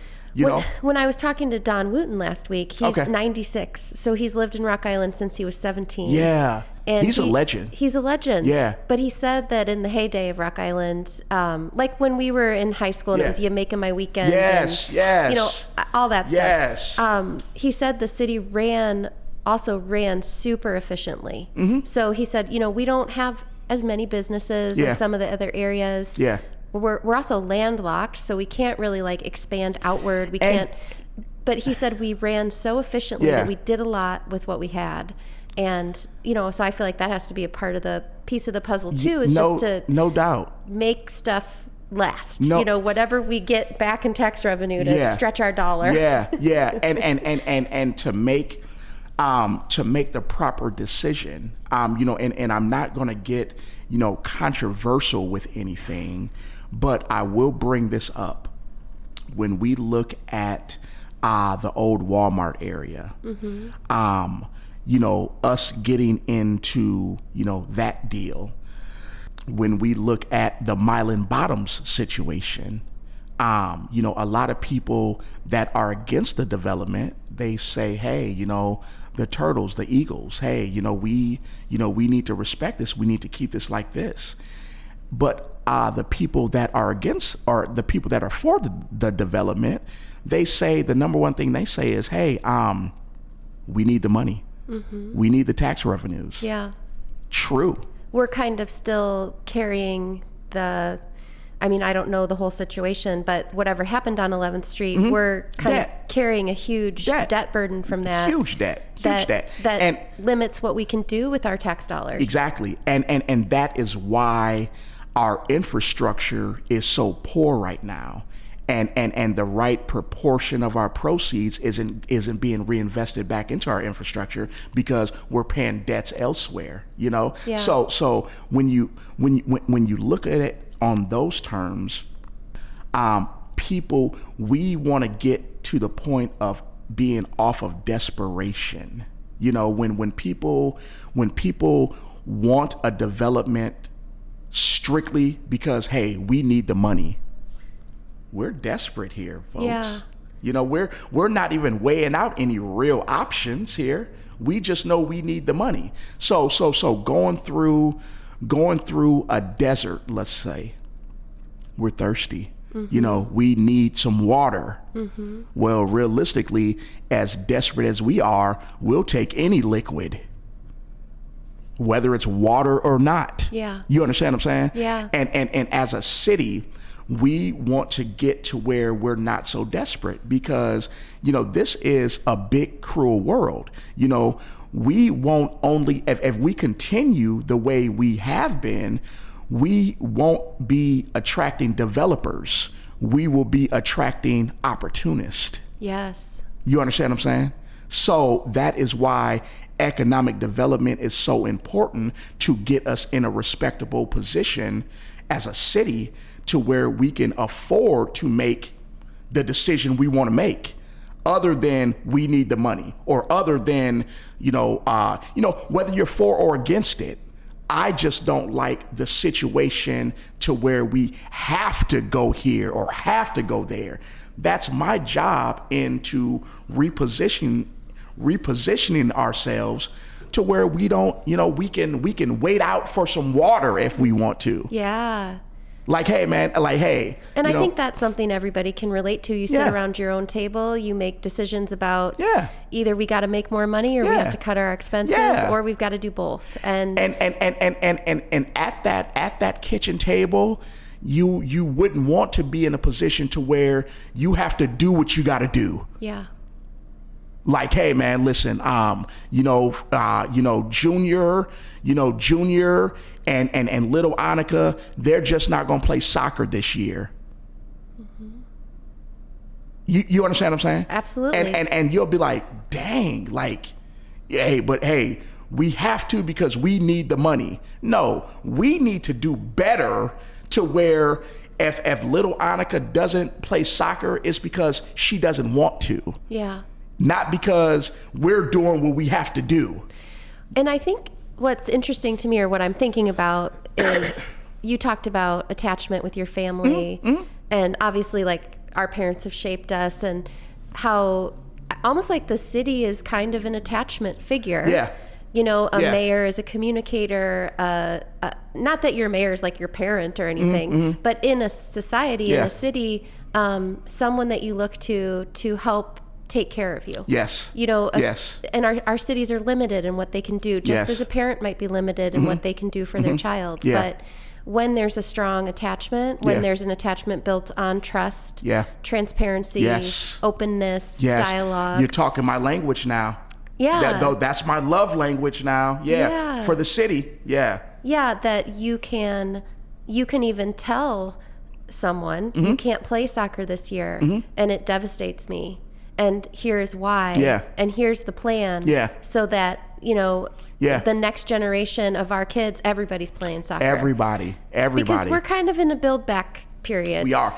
And not even a build back period. We are looking to get to a build back period. Yeah. You know, somebody let me say this, and this may blow your mind, that the village of Milan, when we think of the village of Milan, we think of that one little area to where they got Hy-Vee and KFC and Happy Joe's. Now it's called Joe's Place, which I'm like, what is that? Joe's Place? Joe's Place, and you know, the old skate ranch. Anyway, you know the area that I'm talking about. That's what we think of when we think of Milan. The village of Milan, they generate more sales tax revenue than the city of Rock Island. I have a problem with that. Really? Really. I have a problem with that. How? How? Because what is there? There are shops and stores and but the whole city of Rock Island. Yes. Yeah. More sales tax. The more sales tax revenue is generated from the village of Milan than the whole city of Rock Island. That pisses me off. Yeah. Or my daughter would say PMO. Oh, okay. PMO. I don't know if your daughter from Rocky says that, but PMO is PMO. Okay. PMO. PMO. Wow, that's really interesting. It's really disturbing. It's really disturbing. So economic development, like I said, it's going to allow us to increase our population, and that'll also help with our tax base. You know, with the portion of taxes you pay. You know, Rock Island, our tax base is set off of a population of 51,000 people. Mm-hmm.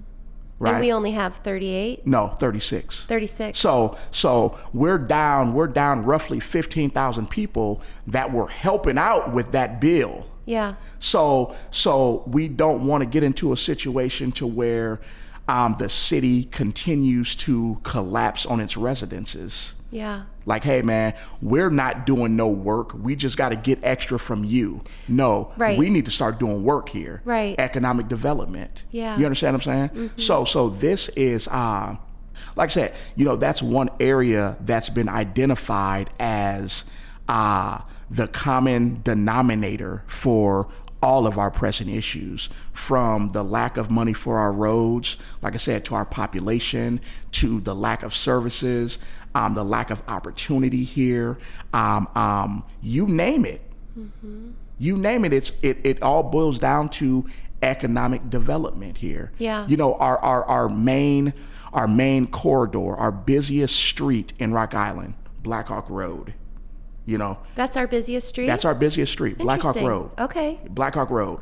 And on our busiest street, we have the most potential for economic development. Yeah. You know, when you, and see, this is another thing, people need to start looking at Rock Island right side up. We look at the town upside down. You know, we call this downtown. Literally, it's uptown. It's north. In terms of north, yes, south. Yeah. This is uptown. Yeah. You know, but now if we want a real downtown, we have the opportunity to have one. Yeah. If we want a real city center, if you will, we have the opportunity to have that. You know what's so interesting about that stretch of Black Hawk Road? And so once I get my space, and I signed my lease today at 3. Yeah, okay. Actually, Jim's going to pick up the keys. Okay. But I want to have on a wall like ideas, you know, just people throwing stuff at the wall. Yeah. But I always think like right behind that shopping center and those houses and is the river. Is the river. And it's so beautiful. It's beautiful. But we don't have any access to it. And, you know, to be able to do shopping and go to your accountant and that whole business corridor is kind of, it's less than appealing. Room for a lot of room for opportunity. Yeah. A lot of room for improvement. Yeah. You know, so it's just coming down to really recognizing our potential and our strengths and really doing something about it, man. Well, and we need like another pediatrician in town. We listen. There's rumors going around that the OBs in Moline are moving to Silvis, and so there will not be a baby doctor in Rock Island or Moline. And I don't know if that's true. Well, I heard it. I heard it on Facebook. I would hope not, because when we look, you know, that'll just further our mission to increase our civilization here. Yeah. And I know the word civilization is scary, you know, but that's really what, you know, we need to do here is better build our civilization. You know, I brought this analogy up a few times, you know, that Rock Island is our own planet. Rock Island is our very own world. And with Rock Island being our planet, the things that we have to go to the moon for, Moline and Davenport, things we have to leave our planet to go get. Yeah. Let's keep it simple. A pair of shoes, a piece of lumber, a dry cleaner, to have a baby. You know, these are things that I have a problem with. Yeah. You know, we can't, you know, we have Rock Island pride, but you would have to be, it was a small block of time, let's say from 45 to 50, and then another block of time you have to be over 80 years old for Rock Island to be on your birth certificate. Yeah.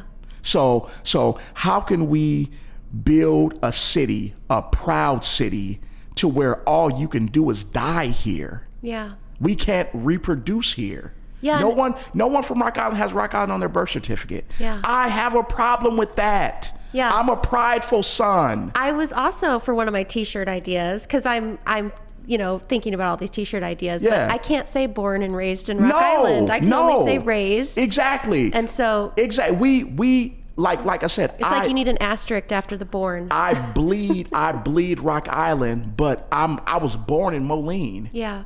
Me too. We all were. So like I said, the things that you have to leave the planet for. You know, if we wouldn't want to go to the moon to have a baby. Yeah. We wouldn't want to go to the moon to buy some shoes.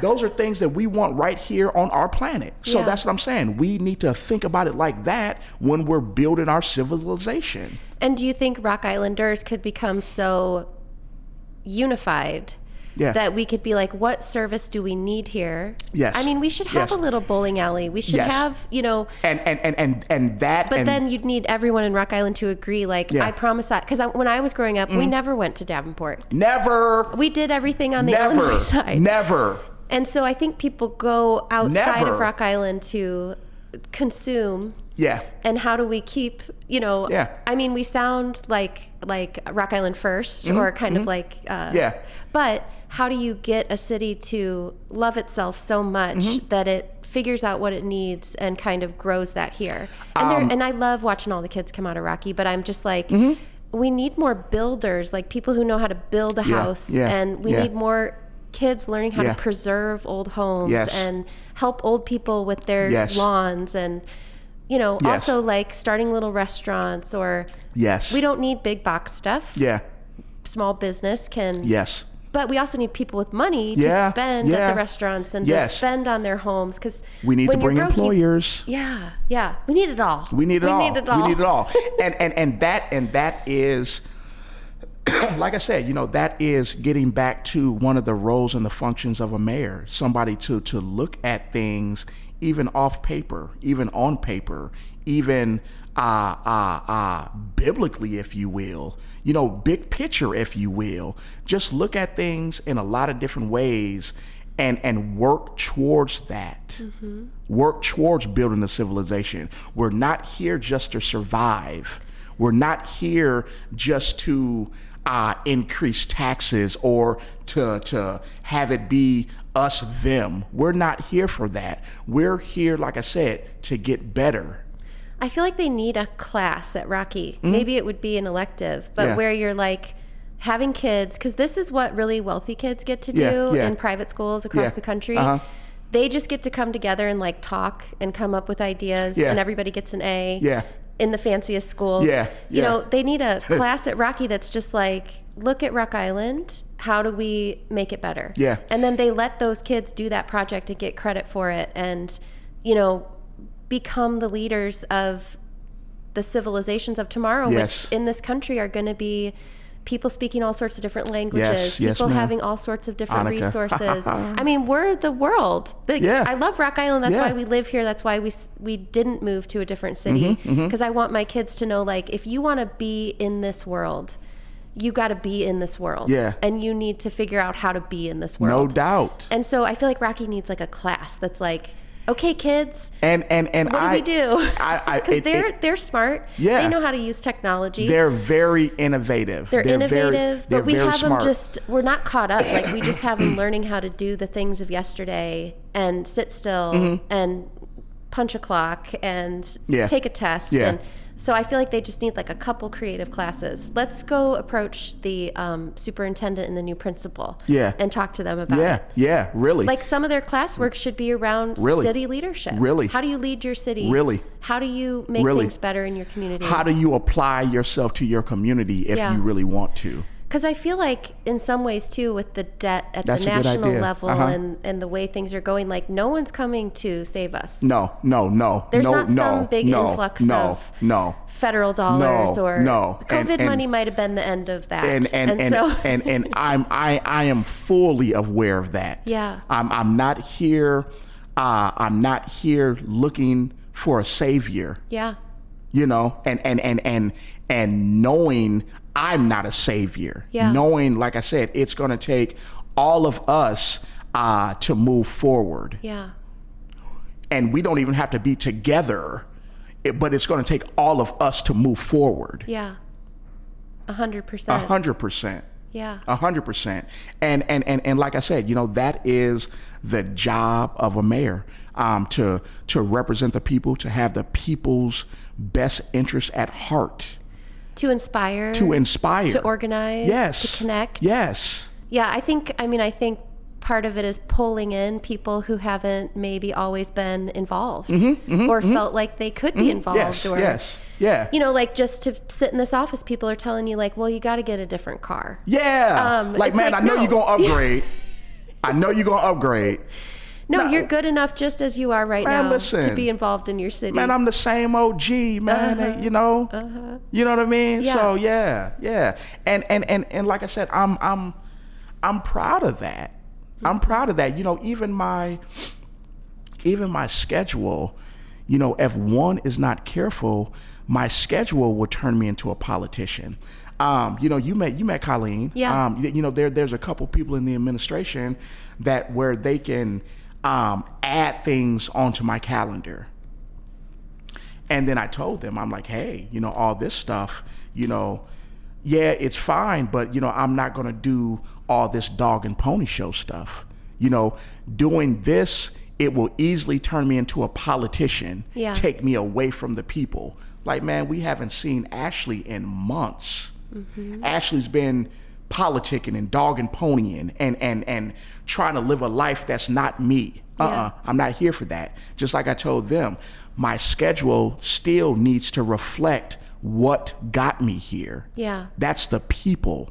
That's community building. That's staying in touch and engaging. That's what I'm here for. I'm not here for none of this stuff you see. I just sit here because this is where they want me to sit. But I work out there, I think out there, my heart is out there. I'm taking a month or two to learn this, learn myself around this world so I can know how to best help you in our world. Yeah.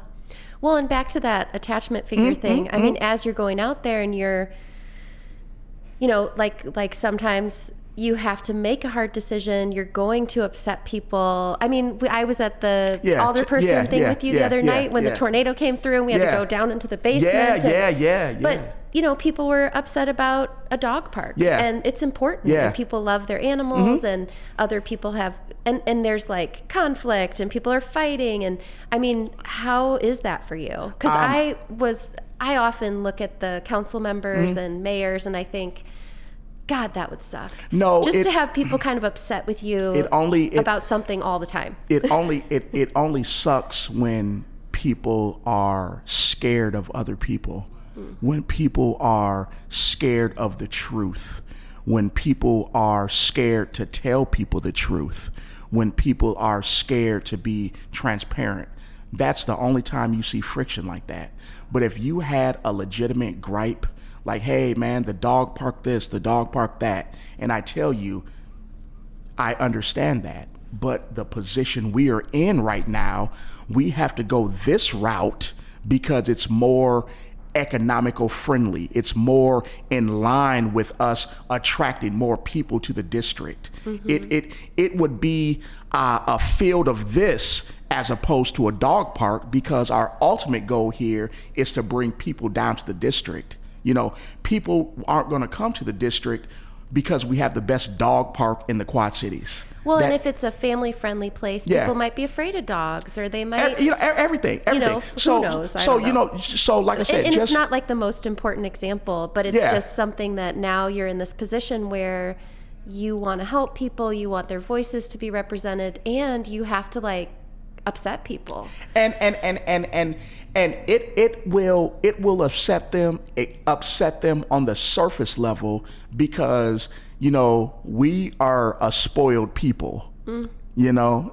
Just we're a spoiled people. You know, we live here, you know, in America. We like it's a thing to where we have to be fair and, you know, we're spoiled, you know. So on the surface level, anything going against your opinion or your original want, hey.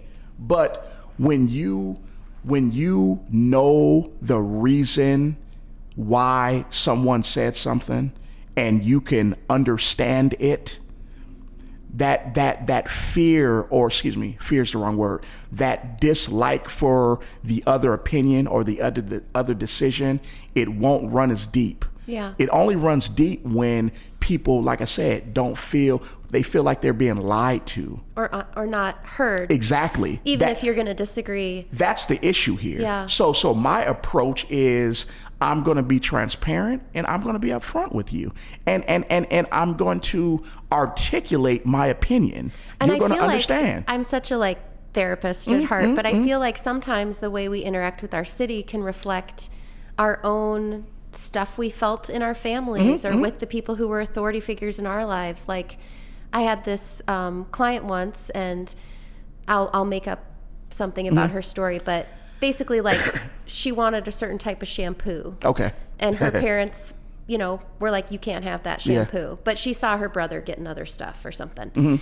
And her parents were just very much like, no. Yeah. There was no conversation. There was no hearing out, you know. And I'm making this up because I don't want to let anyone know who this would be. But and then she remembers going to her friend's house, and her friend wanted shampoo. And she watched the parents say, baby, I know you want this shampoo and why this is important to you. Yes. But here's the reality of our situation. Yes. And so Exactly. at this time, either you can't have the shampoo or you could help contribute to how we get the shampoo. Exactly. Or, Exactly. And she was like, wow, that girl didn't get the shampoo Yeah, either. yeah. She actually didn't also get what she wanted. Exactly. But I watched her feel Yes. engaged, cared for, Yes. part of, and it changed the dynamic. Exactly. Yeah. So when it comes to town halls, when it comes to public comments, that is what it is with me. I'm not scared of what you're gonna say or what you're gonna ask, or I'm not scared of people. I don't run from people. And a lot of politicians do, and people smell fear. That's so like that's so fake and phony. I'm here to listen to you. I'm here for you to beat me up sometimes, but you are gonna understand the exact situation of the matter at hand here. Yeah, and that there's nothing. I mean, I think people can also feel like, is there stuff? I think when you're so disconnected from your city or from your government. You can just feel like, is there stuff going on that I don't know about? Is there stuff going on that's not fair? And that could be totally untrue. Everything could be going swimmingly and wonderful. We're telling the story here. We're telling the story here. And you'll know exactly why. You'll never hear no response or just because, or that's just the way it is. Yeah, ma'am, I understand that, you want your dog park. Yeah, I understand that. But right now where we are, our next move needs to be our best move. And our best move is not this dog park right now. It's this right now, because ultimately, this is why we want more people down here.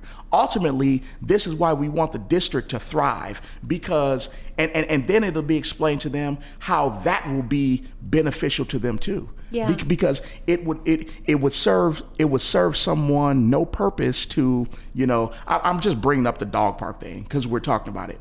It would be no purpose for someone to ask for a dog park, and then the next thing they say, they're complaining that we don't have money for the roads here. Like, okay, well, hey, we're not doing this, so we can do this to really get to your issue here. Yeah, and it's such a big budget, and there's so many moving parts. It's hard to give people information too, which is part of in my little website, trying to put together little facts or little snippets, because it can be kind of unruly, like all the money and all the projects and all the things that move around and how much do we put here and there. I mean, it's confusing for residents. It's hard to understand. And we're just, like I said, we're just gonna stick to the principles, and we're gonna keep it real simple, stupid. Yeah. We're going to keep it real simple, stupid. Yeah. Conduct complex business, but put it in a way to where the public understands exactly where we are and what's going on. Yeah. That's the job of a mayor. Yeah. Are you excited? Yeah, I'm excited. Yeah. Because I feel that we're better positioned for the actual change that we deserve. Yeah. That we're better positioned for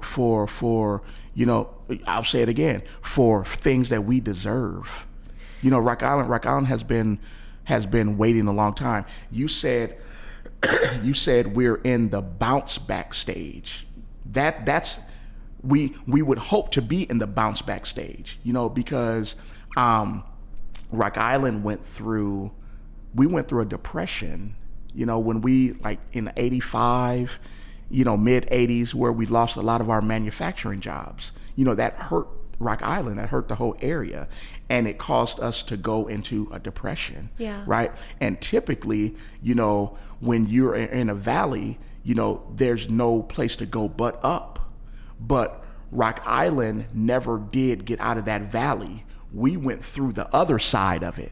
Yeah. You understand what I'm saying? We like a depression, you go down depressed, then eventually you work your way back up. No, Rock Island went down depression, and then we went through it on the other side of it. We're just riding it out down there. Yeah. So for us to be on the get back, yeah, I'm fortunate to say we're going to be on the get back, headed in the right direction. I mean, I kind of have a vision of Rock Island that I would be like, okay, by the time, my grandkids, let's say they wanted to come back here, what I would like the city to look like, or different things that I'm like, oh, this is Rock Island's identity, or do you have that? Like, do you think about how you...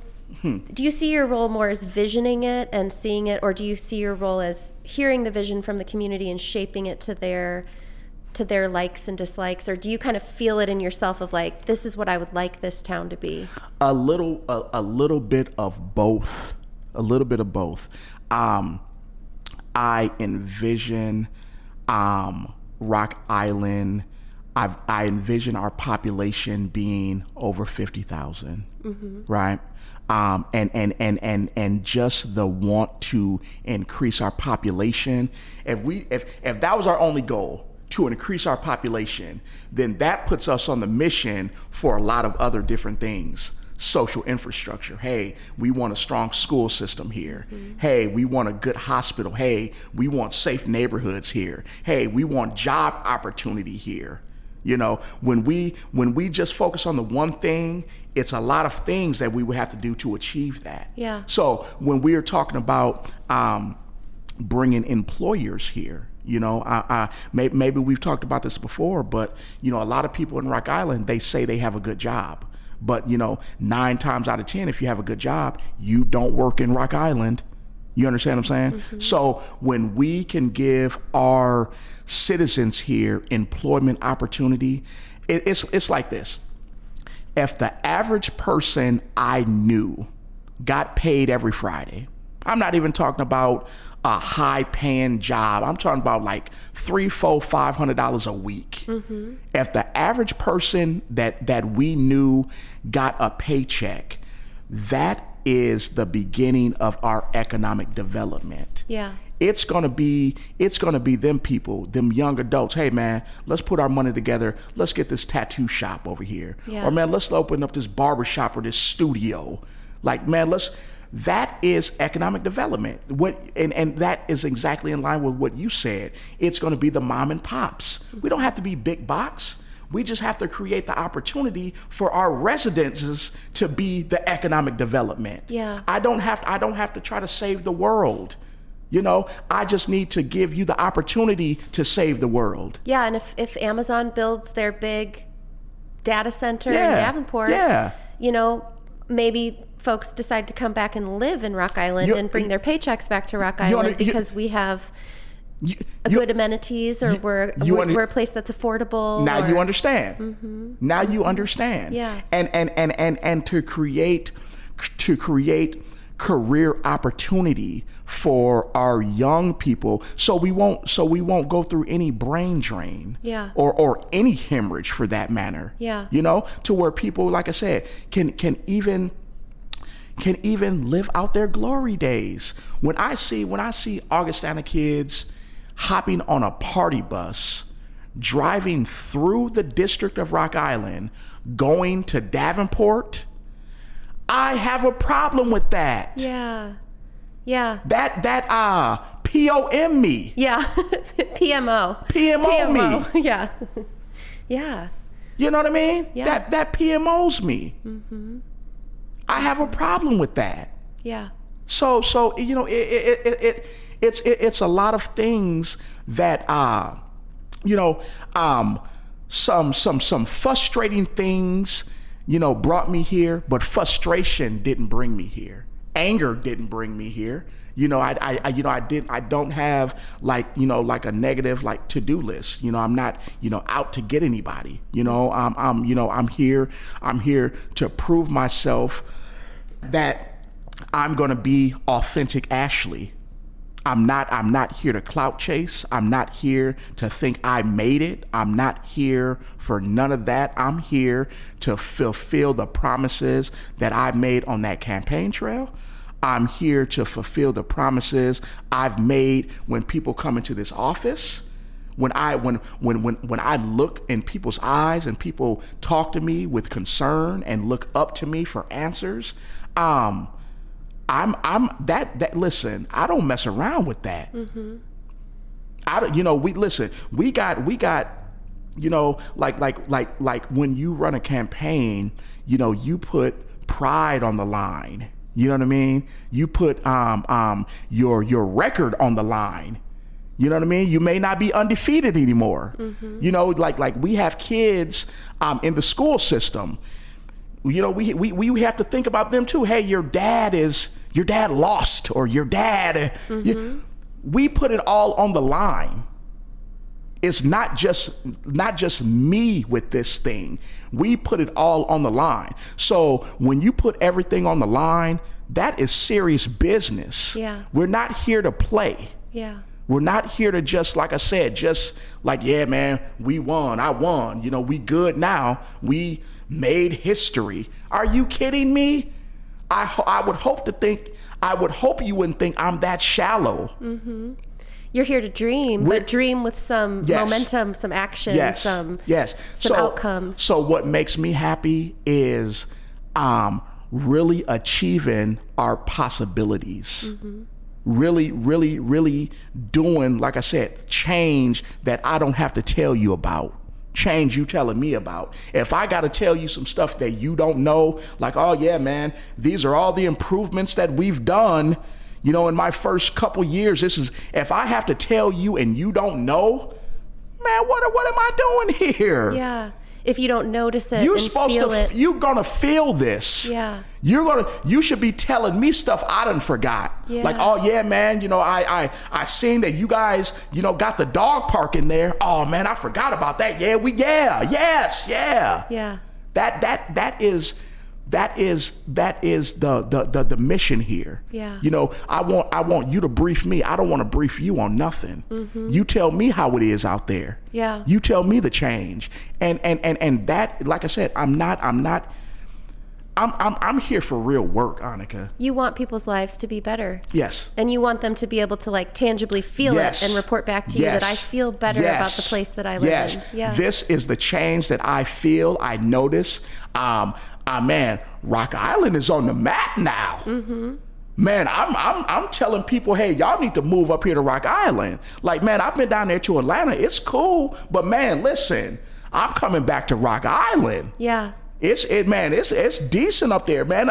They got opportunity up there. They're shaking and moving up there. Yeah. And that will be a complete different story. That'll be a story that we've never heard speaking on Rock Island. Well, and we have all these other places that do have factories and jobs. And we can, when you talk about economic development, we can do some of that.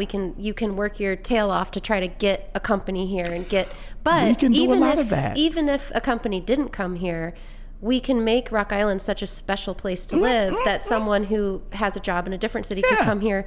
And I just think, when I think about Rock Island's identity, the nature, being surrounded by water, the opportunities at Sunset Marina, the downtown situation. Yes. But we need a really cool comedy club, or, I don't know, just something that around the arts or culture that is just very unique to us, that we take advantage of our identity that's different than the other cities, where you can be maybe a little more gritty or crunchy or green or artsy, where you can to be a hub for something. To develop an identity. Yeah. And we're in the stages of doing that. Yeah. We're in the stages of being on the comeback. And we're in the stages of developing identity. But nothing, however, first thing being first, the citizens need to know that they have an administration that's working for them now, not against them. Yeah. We've changed our pronouns, we're no longer them and they. Now we're we and us. That's Rock Island's pronouns now. Yeah. And that's been a big change from administrations in the past, leaders in the past, to right now. Yeah. It's we and us now. Yeah. Yeah, an investment in what's already here.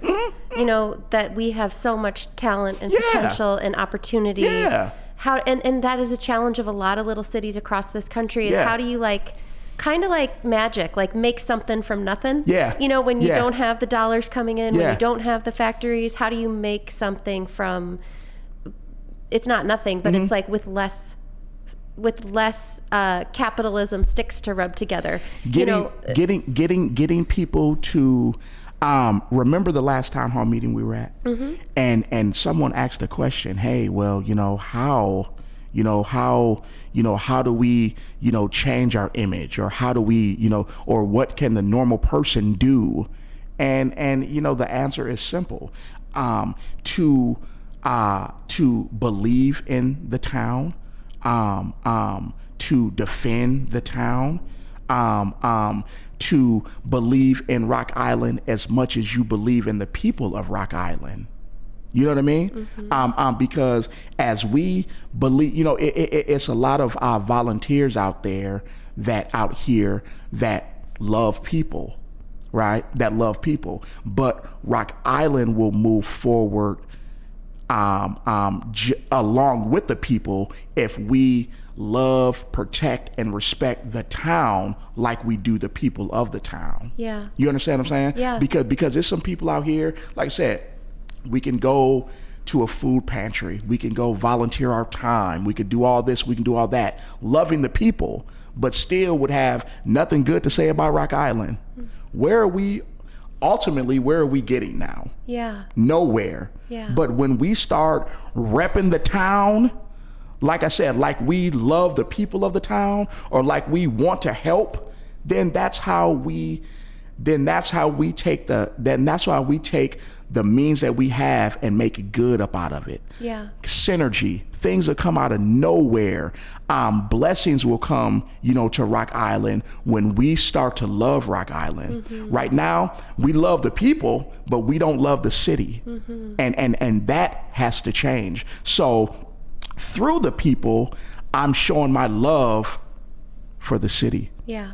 And through the city, I'm showing love for the people. That's the job of a mayor. Yeah. Yeah. Yeah. I mean, that might be a good place to stop, because Yeah. I don't know how you could end it on a better note than that. I thank you for giving me the opportunity to speak to the community, to give them a deeper look inside the office, the functions thereof, and even Ashley Harris. So I appreciate it. Well, I just know what a good person you are, and I want other people to know that too. So Thank you. They're all going to find out, but Thank you. It's I'm just so proud of you representing the class of '99 too. Yes, to the full. Yeah. To the full. Yeah. Like I said, Making us all proud. Yes, and it's our time. Annika, it's our time. Yeah. Awesome. Well, It's our thank you, time. Ashley. Thank you. Thank you for joining me for my conversation with our new mayor, Ashley Harris. And thank you to Ashley for his generosity of spirit and his openness. I hope to talk to him again and again throughout his time as our mayor. If you liked today's conversation and want to hear even more, you can visit us on YouTube and watch video of the interview, as well as extended bonus information. We went a little bit longer than this podcast, and so everything that we talked about, the whole thing, is up on YouTube. So if you'd like to hear more, head on over to our YouTube channel at Rock Island Line, and you can watch us conduct the podcast at City Hall. If you like what we're doing here at Rock Island Line, you can visit us at www.rockislandline.com. In addition to the podcast, we have articles and stories, facts about the city of Rock Island. We just leased a physical space at 1810 3rd Avenue and hope to host some community events related to change making in our city. So stay tuned in, stay connected. The point of this endeavor is to bring attention and energy and synergy to the city of Rock Island. If you really like what we're doing, you could also donate so that we can keep this going and growing over time.